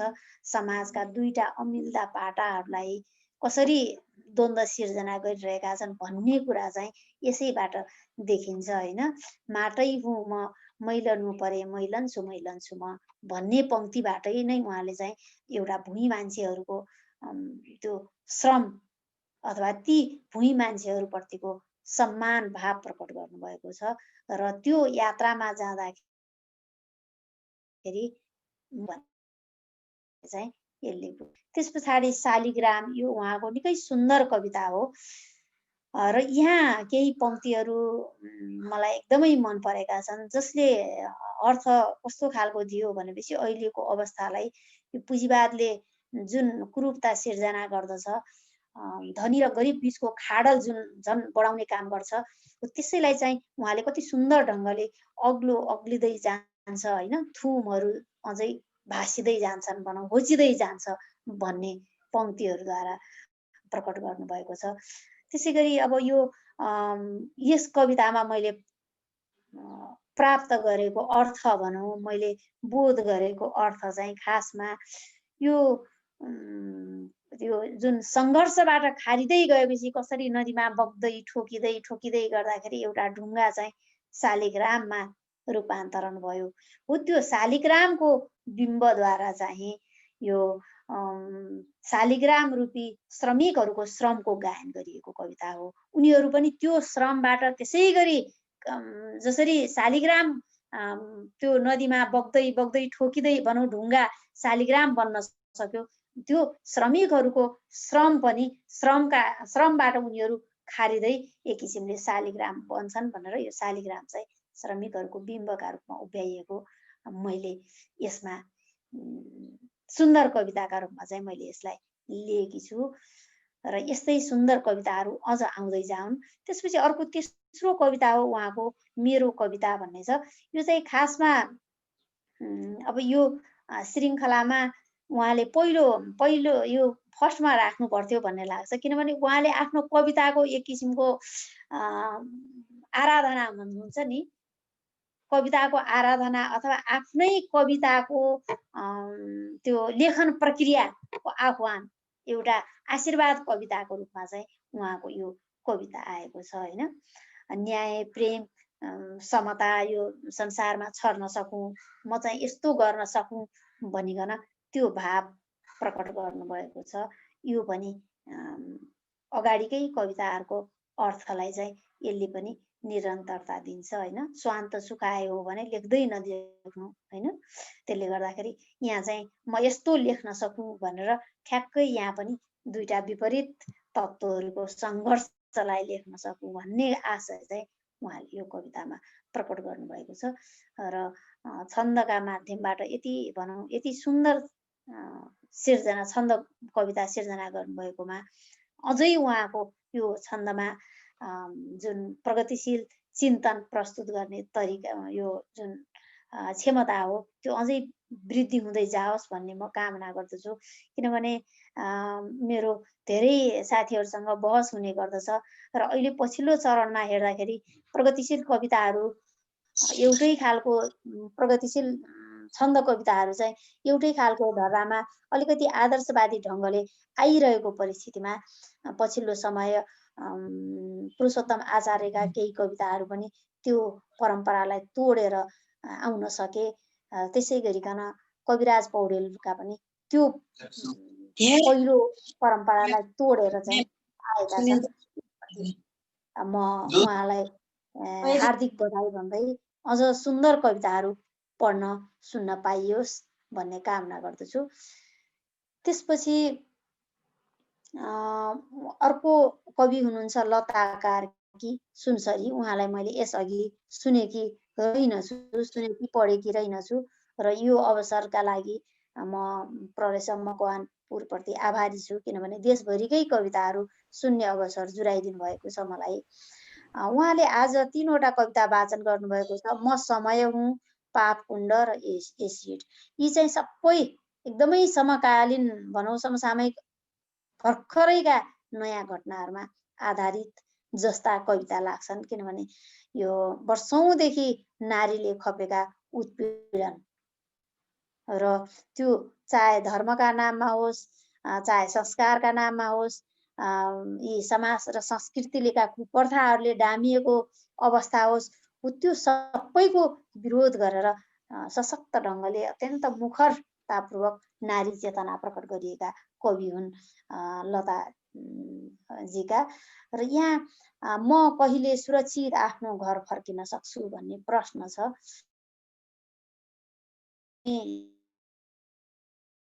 अहिले हेर्दा त सामाजिक सञ्जालहरूमा समाचारहरू हेर्दै नहेर्नु जस्तो लाग्छ। कविराजजीले स्वान्त सुखायो भने लेख्दै नलेखु भन्ने हुन्छ। आजभोलि त साँच्चीकै राम्रो निद्रा निदाउनको लागि चाहिँ त्यही स्वान्त सुखाए लेखिएका कविता मात्रै पढु जस्तो लाग्ने अवस्था भइसक्यो होइन। यतिसम्म छ महिला हिंसाहरू यति बढ्दै गएको छ, यति बढ्दै गएको छ यो समयावधिमा। त्यही कुरालाई चाहिँ उहाँले यसमा देखाउनु भएको छ र यति बेला धारिलो तरवार हुन मन छ भन्ने उहाँका अभिव्यक्तिले चाहिँ एकदमै त्यो आक्रामकता, उत्पीडनप्रतिको आक्रामक त्यो जुन उत्पीडन विरुद्धको चेत चाहिँ आक्रामक ढङ्गले प्रस्तुत भएको छ उहाँको पहिलो कवितामा। त्यसपछि पापकुण्ड, यो चाहिँ धर्मका नाममा भएको विभेदको कुराहरू आएका छन्। विशेष गरिकन यो ऋषि पञ्चमीका सन्दर्भहरू यसमा धेरै आएका छन् र अलिकति यो कवितामा चाहिँ म केही कुरा थप्छु। हुन त सबका आफ्ना आफ्ना मौलिक पक्षहरू हुन्छन्, तर यसमा विषयको अलिकति पुनरावृत्ति भएको छ र त्यसलाई अझै मौलिक ढङ्गले भनौँ आफूले लेख्दाखेरि विषयमा पनि मौलिकता सिर्जना गर्न सकियो भने झनै सुन्दर हुने थियो भन्ने मलाई लागेको छ। र अर्को हो एसिड। यो चाहिँ खासमा अभिधात्मक रूपले अहिलेको के अरे एसिडै प्रहारसँग सम्बन्धित भए पनि हामी महिलाहरूका लागि चाहिँ समाज र संस्कृति सबै यसका व्यवहारहरू पुरै एसिड जस्ता छन्। त्यही कुरालाई चाहिँ यो कवितामा आख्यानात्मक रूपले देखाइएको छ। 3वटै कविताहरू उहाँका आख्यान प्रबल कविताहरू हुन् र त्यसमा चाहिँ यसको अन्त्य चाहिँ मलाई साह्रै मन परेको। त्यो सरकार देशको अनुहारमा एसिड छ्यापे भने कि फेरि देश रहला, यो चाहिँ महिला विद्रोहको चेतावनी दिएको सुन्दर कविता हो। सुन्दर कविताहरू फेरि सुन्न पाइराखोस् र अझै सिर्जना गर्दै जानुहोस्। लता कार्कीज्यूलाई शुभकामना व्यक्त गर्दछु। अब अर्का कवि हुनुहुन्छ केशव थापा, दाङका कवि हुनुहुन्छ। उहाँको पहिलो कविता गिट्टी र सपना। हामीले शीर्षकबाटै यसको अर्थबोध गर्न सक्छौँ। यो चाहिँ श्रमको सम्मान गरिएको र श्रमिकहरूका समस्याहरूलाई केन्द्रीयता प्रदान गरिएको कविता हो। यसमा चाहिँ सडकभन्दा लामा कथा मुटुभरि बोकेर हाँसिरहने खोलाकी गिट्टीवाली होइन, आफ्ना पीडाहरू लुकाएर अब यी चाहिँ खासमा सबै कुरा लुकाएर जीवनका लागि सङ्घर्षरत यति आशावादी मान्छेहरू चाहिँ आकाशभन्दा पनि विशाल लाग्छ भनेर यहाँ चाहिँ श्रमिकहरूको सम्मान प्रकट गरिएको कविता हो यो चाहिँ। त्यसपछि अर्को छ सपनाको पाठशाला। यो चाहिँ पहिलो कविताभन्दा फरक शैलीबाट लेखिएको छ। यसमा खासमा विपर्यासका माध्यमबाट अर्थ सम्प्रेषण गर्न खोजिएको छ। जस्तो अँध्यारो गुफाबाट आइरहेको दुर्गन्ध होइन, ब्याधाहरू आँसुको गीत गाइरहेछन् भनेर त्यो मान्छे र त्यसको प्रवृत्तिका माध्यमबाट चाहिँ यहाँ त्यो विपर्यास सिर्जना गरिएको छ। र बधशालामा कैद हुने छैनन् सपनाका पाठशाला भन्ने यसको अन्त्य चाहिँ निकै आशावादी प्रकृतिको रहेको छ। त्यसपछि अर्को कविता छ सघन अँध्यारोमा दौडिरहेछ जुनकीरी। उहाँले अघि पनि भन्नुभयो सेल्फ क्वारेन्टाइनको जेलमा बसिरहेका बेलाको भनौँ त्यति बेलाको जेलमा कोसिएका मान्छेहरूका केही अनुभूतिहरूलाई र त्यसप्रतिको आफ्नो दृष्टिकोणलाई कविले यसमा प्रस्तुत गर्नुभएको छ। यो पनि अहिलेको परिस्थितिलाई चिनाउने सुन्दर कविता हो। यहाँ चाहिँ आँखा बेचेर समयले किन चस्मा किनिरहन्छ, मलाई चाहिँ साह्रै मन परेको पंक्ति हो यो। अहिलेको परिस्थिति चाहिँ त्यही हो। आँखा बेचेर समयले किन चस्मा किनिरहन्छ। अहिले हाम्रो सरकारले गरेको प्रक्रिया पनि त्यही हो। यो हाम्रा शासकहरू भनौँ हाम्रा मार्गदर्शक जसलाई हामीले मानेका थियौँ उनीहरूले पहिले आएको बाटो पनि यही हो होइन। आँखा चाहिँ बेच्ने र चस्मा चाहिँ किन्न खोज्ने मूर्खता प्रति चाहिँ यसमा अलिकति खबरदारी गर्न खोजिएको छ।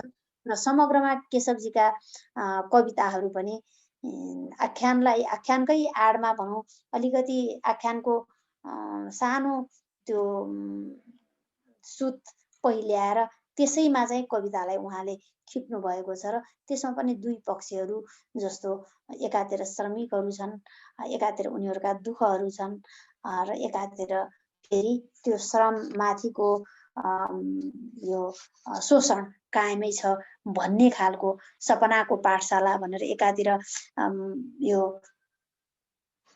श्रमजीवी मान्छेहरू चाहिँ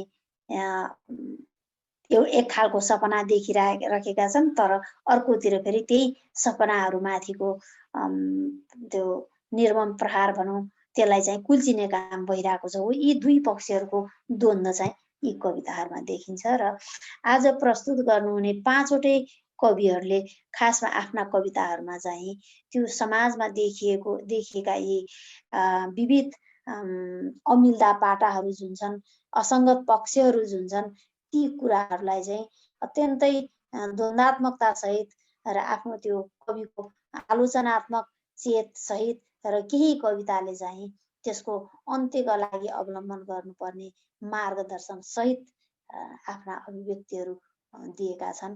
त्यसैले त्यस अर्थमा पनि यी कविताहरू सुन्दर छन्। मैले आजको समीक्षा यही पुरा गरे। फेरि पनि म आयोजकहरूलाई हार्दिक धन्यवाद भन्दै आभार प्रकट हुँदै बिदा हुन्छु। धन्यवाद। धन्यवाद म्याडमलाई। पाँचैजना कविहरूको कविता प्रति उहाँले आफ्नो समालोचना व्यक्त गरिसक्नु भएको छ र अबको क्रममा आफ्ना भनाइहरू राखिदिनु हुन यस कार्यक्रमका प्रमुख अतिथि कवि एवं मार्क्सवादी चिन्तक आदरणीय डाक्टर नवराज गिरी अमर गिरी सरलाई अनुरोध गर्दछु। अमर सर। धन्यवाद विशालजी। कार्यक्रमका अध्यक्षज्यू, आजका वाचन गरिएका कविताका समीक्षक कवि एवं आलोचक बिन्दु शर्माज्यू र कविज्यूहरू, बडो सुन्दर कार्यक्रमको आयोजना यहाँहरूले गर्नुभयो र यो कार्यक्रममा मलाई निम्ता गरिकन प्रमुख अतिथिको सम्मान दिइकन जसरी सम्झनुभयो त्यसका निम्ति म यहाँहरूप्रति हार्दिक धन्यवाद प्रकट गर्छु। प्रगतिशील लेखक सङ्घ मकवानपुरले गरिरहेको कार्यक्रमको बारेमा अलिकति जानकारी विशालजीले गराउनुभयो र यो कार्यक्रमको यो तेस्रो श्रृङ्खला रहेछ। यसबाट प्रगतिशील लेखक सङ्घ मकवानपुर निरन्तर क्रियाशील हुँदै आएको देखिन्छ। यसका निम्ति पनि यहाँहरूलाई धन्यवाद छ। यो क्रियाशीलता अझ बढोस् र नेपालको प्रगतिशील साहित्यिक आन्दोलनमा, सांस्कृतिक आन्दोलनमा यसले महत्त्वपूर्ण योगदान दिन सकोस्। नेपालमा प्रगतिशील साहित्यिक आन्दोलन संस्थागत ढङ्गले अघि बढेको झन्डै 7 दशक भएको छ। 7 दशकको यसको हिँडाइ विभिन्न आरोह अवरोहले भरिएको छ, तर पनि यो आफ्नो उद्देश्य अनुरूप निरन्तर सङ्घर्षरत भइकन आएको हामीले पाउँछौँ। 2009 सालमा प्रगतिशील लेखक सङ्घको स्थापना भयो। 2009 सालदेखि अहिलेसम्म बीचमा खास गरेर पञ्चायतको अवधिमा त्यस बेलाको स्थितिका कारण यसले आफ्नो गतिविधिलाई सक्रिय ढङ्गले अगाडि लिएर जान सकिन, यो शिथिल भयो। त्यो अवधिलाई छोडिदिने हो भने प्रगतिशील लेखक सङ्घ निरन्तर प्रगतिशील साहित्यिक आन्दोलनको क्षेत्रमा सक्रिय भइकन आएको हामी पाउँछौँ। प्रगतिशील लेखक सङ्घले मूलतः तीनवटा कुराहरूमा ध्यान दिँदै आएको छ। एउटा प्रगतिशील लेखकहरूलाई सङ्गठित गर्नु र सङ्गठित ढङ्गले आन्दोलनलाई अगाडि बढाउनु।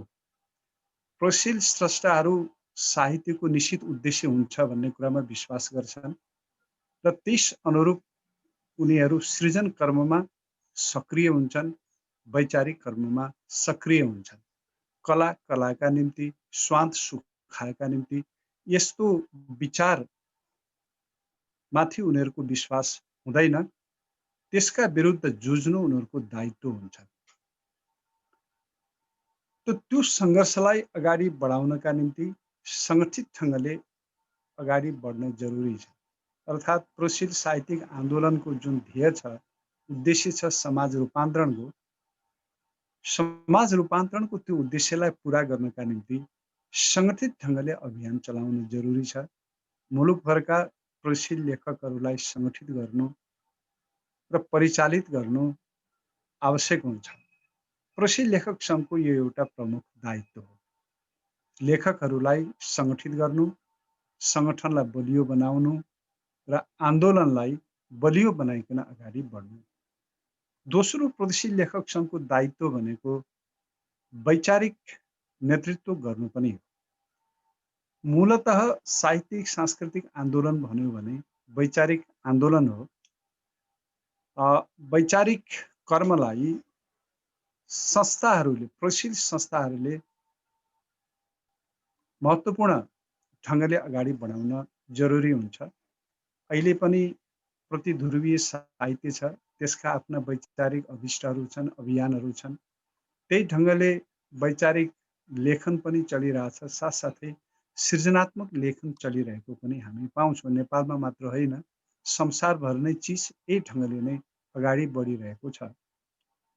त प्रगतिशील स्रष्टाहरूले वैचारिक ढङ्गले साहित्य कलाका क्षेत्रमा सङ्घर्ष गर्न जरुरी हुन्छ। साथसाथै अन्य क्षेत्रमा पनि प्रगतिशील स्रष्टाहरूले वैचारिक हस्तक्षेप गर्नुपर्ने हुन्छ। जस्तो नेपालकै सन्दर्भको कुरा गर्यो भने परिवर्तन भयो, परिवर्तन पछाडिको स्थितिमा अहिले हामी छौँ, तर हाम्रा अगाडि वैचारिक ढङ्गले प्रतिवाद गर्नुपर्ने विभिन्न विषयहरू छन्। हाम्रा अगाडि साहित्यिकी क्षेत्रमा देखिएका विभिन्न जीवन विरोधी चिन्तनहरू छन्, प्रगति विरोधी चिन्तनहरू छन्। ती प्रगति विरोधी चिन्तनहरूको, जीवन विरोधी चिन्तनहरूको हामीले प्रतिवाद गरिकन अगाडि बढ्न सकिनौँ भने, तिनको सार्थत्वलाई अगाडि राख्न सकिनौँ भने हामीले जुन उद्देश्य सहित लेखन कर्मलाई अगाडि बढाइरहेछौँ त्यो उद्देश्य पुरा हुन सक्दैन। यसै गरिकन समाज रूपान्तरणको प्रक्रियामा हामीले चिन्तनका विभिन्न धाराहरूसँग सङ्घर्ष गर्दै अगाडि बढ्नुपर्छ। अहिले पनि मैले अघि नै भने परिवर्तन त यो मुलुकमा भएको छ, तर परिवर्तनका साथसाथै हामी कहाँ यथास्थितिवादी चिन्तन पनि छ, पुनरुत्थानवादी चिन्तन पनि छ, परिवर्तनलाई उल्टाउने कोसिसहरू पनि भइरहेछन्, पछिल्लोतिर धकेल्ने प्रयासहरू पनि भइरहेछन्। साथसाथै परिवर्तनका संवाहक शक्तिहरूमै व्यक्तिहरूमै विभिन्न किसिमका कमजोरीहरू पनि देखा परिरहेछन्। यी सबैका विरुद्ध प्रगतिशील स्रष्टाहरूले वैचारिक प्रतिवाद गर्न सकेनन् भने हामीले समाजलाई दिशा दिन सक्दैनौँ, हामीले समाज रूपान्तरणको प्रक्रियामा योगदान दिन सक्दैनौँ। त्यसकारण प्रगतिशील स्रष्टाहरूले वैचारिक कर्मलाई, वैचारिक सङ्घर्षलाई महत्त्व दिनुपर्छ। प्रगतिशील लेखक सङ्घले वैचारिक सङ्घर्षलाई सधैँ महत्त्व दिएर आएको छ। म आफूले प्रगतिशील लेखक सङ्घको नेतृत्व गर्ने बेलामा पनि यो विषयलाई सधैँ मथिल्लो महत्त्व दिइकन अगाडि बढाउन कोसिस गरेँ। अघिका साथीहरूले पनि त्यही गरिकन आउनुभयो र अहिलेको नेतृत्वले पनि यो काम गरिरहेको मैले पाएको छु। हामीले वैचारिक सङ्घर्षलाई, वैचारिक ढङ्गले अगाडि बढ्ने कुरालाई महत्त्वका साथ उठाइकन लिएर जानुपर्छ। यो प्रगतिशील लेखक सङ्घको अर्को महत्त्वपूर्ण कार्य हो भन्ने लाग्छ। अर्को महत्त्वपूर्ण कार्य प्रगतिशील लेखक सङ्घको भनेको सृजनात्मक आन्दोलनलाई बलियो बनाउनु पनि हो। स्रष्टाहरूको मुख्य कर्म भनेको सृजना नै हो। सृजना हामीले बलियो बनाइकन आफूलाई अगाडि बढाउन सकेनौँ भने हामीले समाज रूपान्तरणको सन्दर्भमा प्रभावकारी भूमिका सम्पादन गर्न सक्दैनौँ। साहित्यले समाजलाई रूपान्तरण गर्ने दिशामा त्यसबेला मात्रै प्रभावकारी भूमिका सम्पादन गर्न सक्छ जब साहित्य सबल हुन्छ, साहित्य साहित्यिक मूल्यका हिसाबले बलियो हुन्छ। संवाद गर्न सक्ने सामर्थ्य, अरूसँग संवाद गर्ने सामर्थ्य, या भनौँ पाठकसँग संवाद गर्ने सामर्थ्य साहित्यले राख्यो भने मात्रै त्यो साहित्यले रूपान्तरणको प्रक्रियामा योगदान दिन सक्छ। मनुष्यलाई प्रभावित गर्न नसक्ने कमजोर लेखनले आफ्नो भूमिका सम्पादन गर्न सक्दैन। त्यसकारण प्रगतिशील लेखक सङ्घको आजको दायित्व भनेको प्रशस्त सृजनात्मक लेखन गर्नु पनि हो, साथसाथै प्रभावकारी बलियो सृजनात्मक लेखनलाई अगाडि बढाउनु पनि हो। आज मैले यसो समग्र हाम्रो लेखनलाई मूल्याङ्कन गरेँ भने लेखन प्रशस्त लेखिएको छ। प्रशस्त स्रष्टाहरूले साहित्यका विभिन्न विधामा कलम चलाइराख्नु भएको छ, तर बलिया रचनाहरू हामीले त्यति धेरै लेख्न सकिरहेका छैनौँ। त बलिया रचनाहरूको, समर्थ रचनाहरूको कमी हामी कहाँ छ? समर्थ रचनाहरूको कमी हुनु भनेको साहित्यले रूपान्तरणको प्रक्रियामा जसरी हस्तक्षेप गर्न सक्नुपर्छ त्यो गर्ने कुरामा कमी हुनु भनेको हो। त्यसकारण हाम्रो ध्यान परिमाणमा धेरै लेख्नेतिर पनि जानुपर्छ, साथसाथै गुणात्मक हिसाबले राम्रो लेख्नेतिर पनि जानुपर्छ। अहिले प्रगतिशील लेखक सङ्घले चलाइरहेका यस्ता कार्यक्रमहरूले सृजनात्मक लेखनलाई बलियो बनाउने दिशातिर महत्त्वपूर्ण भूमिका निर्वाह गर्छन् भन्ने आफूलाई लाग्छ।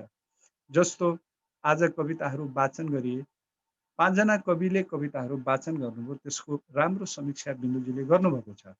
म समीक्षातिर जान्न, तर ती कविताहरू श्रवण गर्दाखेरि कविताहरूको सामर्थ्य के हो र कविताहरूको सीमा के हो भन्ने कुरा हामीलाई बोध हुन्छ। यद्यपि बिन्दुजीले कविताको सीमाको बारेमा कुरा गर्नु भएन, कविताको सामर्थ्यको बारेमा कुरा गर्नुभयो। सबै कविताहरू सुन्दर छन्, तर सुन्दर भइकन पनि ती कविताका आफ्ना सीमाहरू पनि छन्। कविहरू या स्रष्टाहरू निरन्तर लेखनमा सक्रिय हुनुको साथसाथै आफ्नो लेखनको गुणवत्ता के हो, त्यसको स्तर के हो, त्यसको सामर्थ्य के हो भन्ने दिशातिर पनि गम्भीर हुनुपर्छ भन्ने आफूलाई लाग्छ। निरन्तर आत्ममूल्याङ्कनको प्रक्रियाबाट स्रष्टाहरू गुज्रिनुपर्छ। मूल्याङ्कन समीक्षकहरूले पनि गर्छन्। समीक्षकहरूको मूल्याङ्कनका साथसाथै स्रष्टा स्वयं पनि आफ्ना रचनाहरूको मूल्याङ्कन गर्ने प्रक्रियाबाट गुज्रनुपर्छ। त्यो प्रक्रियाबाट गुज्रदाखेरि हामीले हाम्रा रचनाहरूका कमी के हुन् र हाम्रा रचनाहरूका सबल पक्ष के हुन् भन्ने कुरा थाहा पाउँछौँ। त्यसले हाम्रा रचनाहरूलाई बलियो बनाउन महत्त्वपूर्ण भूमिका निर्वाह गर्दछ। अहिले हामी असाध्यै गम्भीर हुनुपर्ने विषय यो हो भन्ने म आफूलाई अनुभव हुन्छ। पटक पटक लेख्न चाहिँ धेरै लेखिँदैछ, तर शक्तिशाली रचनाहरू कम लेखिँदैछन्। त्यसैले शक्तिशाली रचनाहरू धेरै कसरी लेख्न सकिन्छ भन्ने कुरातिर हाम्रो ध्यान जानुपर्छ। त्यसका निम्ति हामीले केही कुराहरूमा गम्भीरतापूर्वक ध्यान दिन जरुरी छ भन्ने मेरो आफ्नो बुझाइ छ। जस्तो हामीले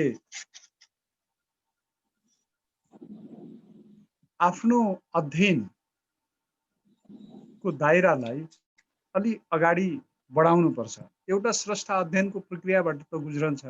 उसले शास्त्रको अध्ययन पनि गर्छ, समकालीन रचनाहरूको अध्ययन पनि गर्छ, साथसाथै जीवनको अध्ययन पनि गर्छ। ऊ समाजको बिचमा बाँचिरहेको हुन्छ, समाजबाट पनि उसले धेरै चिज लिइरहेको हुन्छ। अध्ययनको एउटा प्रक्रियाबाट स्रष्टा निरन्तर गुज्रन्छ। तर अध्ययनलाई स्रष्टाहरूले योजनाबद्ध ढङ्गले पनि अगाडि बढाउनुपर्छ भन्ने म आफूलाई लाग्छ। स्तरीय रचना दिने सन्दर्भमा यद्यपि फेरि यो आजकै रचनाहरूलाई एकदमै लक्षित गरेर मैले यो कुरा भनिरहेको छैन। आज मैले जे ती रचनाहरू सुने ती रचनाहरू सुन्दर छन्। सबै स्थापित कविहरू हुनुहुन्छ, लेख्दै आइरहेका कविहरू हुनुहुन्छ। उहाँहरूका रचनाहरू मैले निरन्तर पढ्दै आएको छु। तर यो एउटा मञ्चलाई, यो एउटा कार्यक्रमलाई सदुपयोग गरिकन मैले यहाँहरूको बिचमा कुरा राख्न चाहेको हो। हामीले स्तरीय लेखनमा आफूलाई अब अझ बढी केन्द्रित गरिकन अगाडि बढ्नुपर्ने बेला आएको छ।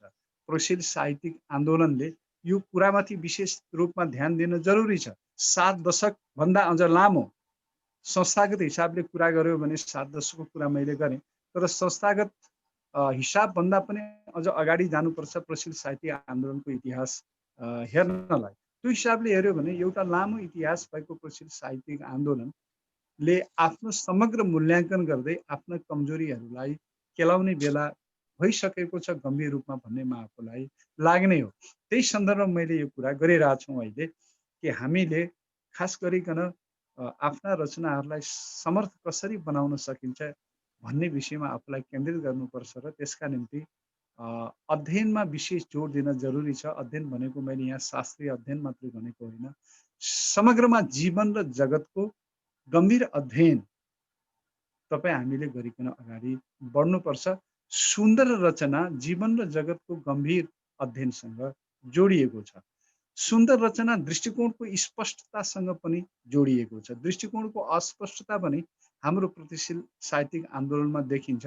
आज त यो अस्पष्टता अझ बढेर गएको छ। अब अहिले यहाँ यस विषयमा धेरै चर्चा गर्ने समय छैन, तर दृष्टिकोणको समस्या आजको प्रगतिशील साहित्यिक सांस्कृतिक आन्दोलनमा देखिएको एउटा गम्भीर समस्या हो। यो समस्यासँग हामी जुझ्न सकेनौँ, हामीले दृष्टिकोणमा आफूलाई स्पष्ट राख्न सकेनौँ भने हामीले चाहेर पनि सुन्दर रचना लेख्न सक्ने छैनौँ। हामीले प्रगतिशील साहित्यिक आन्दोलनलाई वैचारिक रूपले तिखो र धारिलो बनाइकन अगाडि बढ्न सक्ने छैनौँ र हाम्रो साहित्य कलाका माध्यमबाट जीवनको समाजको रूपान्तरण गर्ने जुन एजेन्डा हो त्यो एजेन्डा पनि अधुरै रहन्छ भन्ने म आफूलाई लाग्दछ। यस्तै गरिकन मैले अघि नै पनि यहाँ सङ्केत गरेको छु, निरन्तर आत्ममूल्याङ्कनको प्रक्रियाबाट हामी स्रष्टाहरू गुज्रनुपर्छ।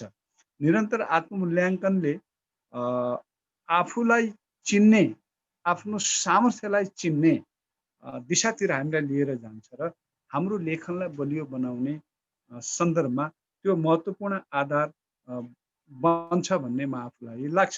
यस्तै मूल्य चेतना र प्रतिबद्धता पनि स्रष्टाहरूमा हुनुपर्छ। यो विषयप्रति स्रष्टाहरू गम्भीर हुनुपर्छ भन्ने लाग्छ। आज मूल्य चेतनामा ह्रास आइरहेको हामी देख्छौँ। खास गरेर यो मूल्य चेतना जीवन मूल्यसँग पनि जोडिएको छ, कला मूल्य सम्बन्धित छन्। त मूल्यप्रतिको सचेतता, मूल्यप्रतिको निष्ठा, मूल्यप्रतिको प्रतिबद्धता र त्यस अनुरूपको सृजन कर्म आजको हाम्रो दायित्व हो। आज गम्भीर विरोधाभासहरू प्रगतिशील साहित्यिक मुभमेन्टमा देखिन्छन्। त यो विरोधाभासबाट बच्नका निम्ति हामीले मूल्यप्रति आफूलाई सचेत गराउन जरुरी छ। हाम्रो आस्था र आदर्श अनुरूप हामीले आफूलाई डोर्याउन जरुरी छ। त समग्रमा भन्दाखेरि मैले यहाँहरूको बिचमा आज यिनै कुराहरू राखेँ, धेरै लामो गराउन चाहन्न। समकालीन यथार्थप्रति आजका कविताहरू गम्भीर छन्। आजका कविताहरूले समकालीन यथार्थलाई बडो गम्भीर ढङ्गले उद्घाटन गरेका छन्। कविहरूमा जीवनप्रति गम्भीर सरोकार छ, समाजप्रति गम्भीर सरोकार छ। कविहरूमा परिवर्तनको आकांक्षा छ, एउटा सुन्दर समाज निर्माणको आकांक्षा छ। हामीले चाहेको कुरा यही हो, खोजेको कुरा पनि यही हो। यसकै निम्ति तपाईँ हामी निरन्तर सङ्घर्ष गर्दै आइरहेका छौँ। समाजमा आज पनि वर्गीय उत्पीडन छँदैछ, जातीय असमानता छँदैछ, लैङ्गिक असमानता छँदैछ। अन्य किसिमका विभेद र उत्पीडनहरूका बीच पनि हामी बाँचि नै रहेछौँ। समकालीन यथार्थलाई हेर्दाखेरि राजनैतिक विकृति र विसङ्गति आजको एउटा महत्त्वपूर्ण पक्षको रूपमा देखा पर्छ। त यी सबै चिजलाई हामी समकालीन कविताहरूमा निहाल्न सक्छौँ। र आजको समकालीन कविताको एउटा प्रमुख र महत्त्वपूर्ण स्वर भनेको वास्तवमा प्रगतिशील स्वर हो, परिवर्तनको स्वर हो। त्यो स्वर आजका कविताहरूमा बडो सुन्दर ढङ्गले अभिव्यक्त भएको छ।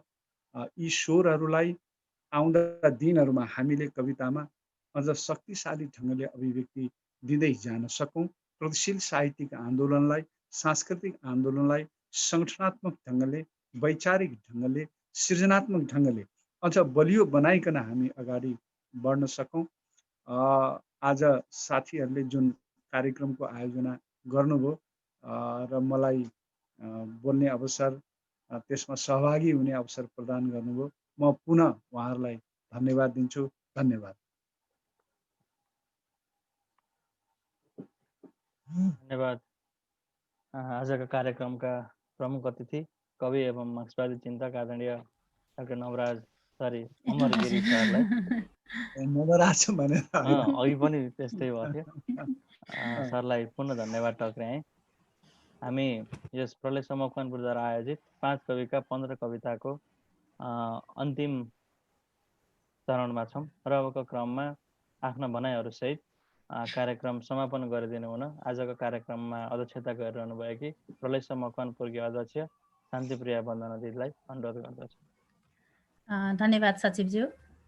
आजको यस 5 कविका 15 कविताको तेस्रो श्रृङ्खलाका प्रमुख अतिथि मार्क्सवादी चिन्तक डाक्टर अमर गिरिज्यू, प्रमुख अतिथिज्यू समीक्षक कवि तथा समालोचक बिन्दु शर्माज्यू, देशका विभिन्न भागबाट कार्यक्रममा प्रतिनिधित्व गरिरहनुभएका कविहरू बलभद्र भारती, केशव थापा, कविराज पौडेल, सुभाष खनाल, लता कार्कीज्यू लगायत हामीलाई सुर्खेतबाट देवकी अभिलाषी हामीसँग जोडिरहनु भएको छ। डडेलधुराबाट विष्णुप्रसाद आचार्य हामीसँग जोडिनु भएको छ।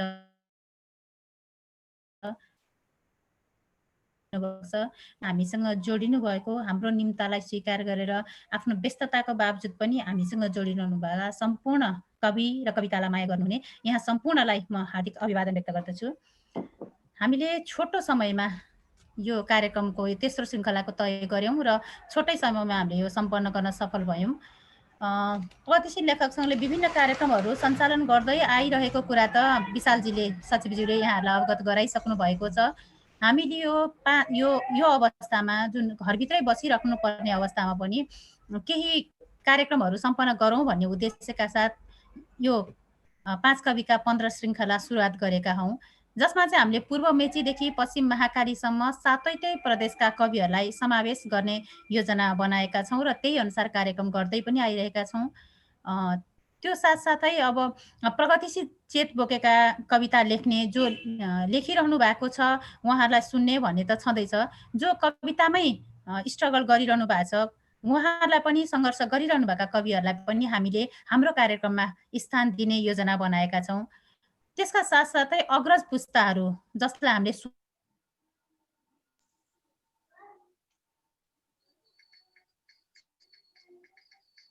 सुन्दै आएका छौँ। उहाँहरूलाई पनि हामीले कार्यक्रममा स्थान दिने तय गरेका छौँ, योजना बनाएका छौँ। यसको साथसाथै हामीले विभिन्न खाले वैचारिक कार्यक्रमहरू गर्दै आइरहेका छौँ र फेरि पनि गर्नेछौँ।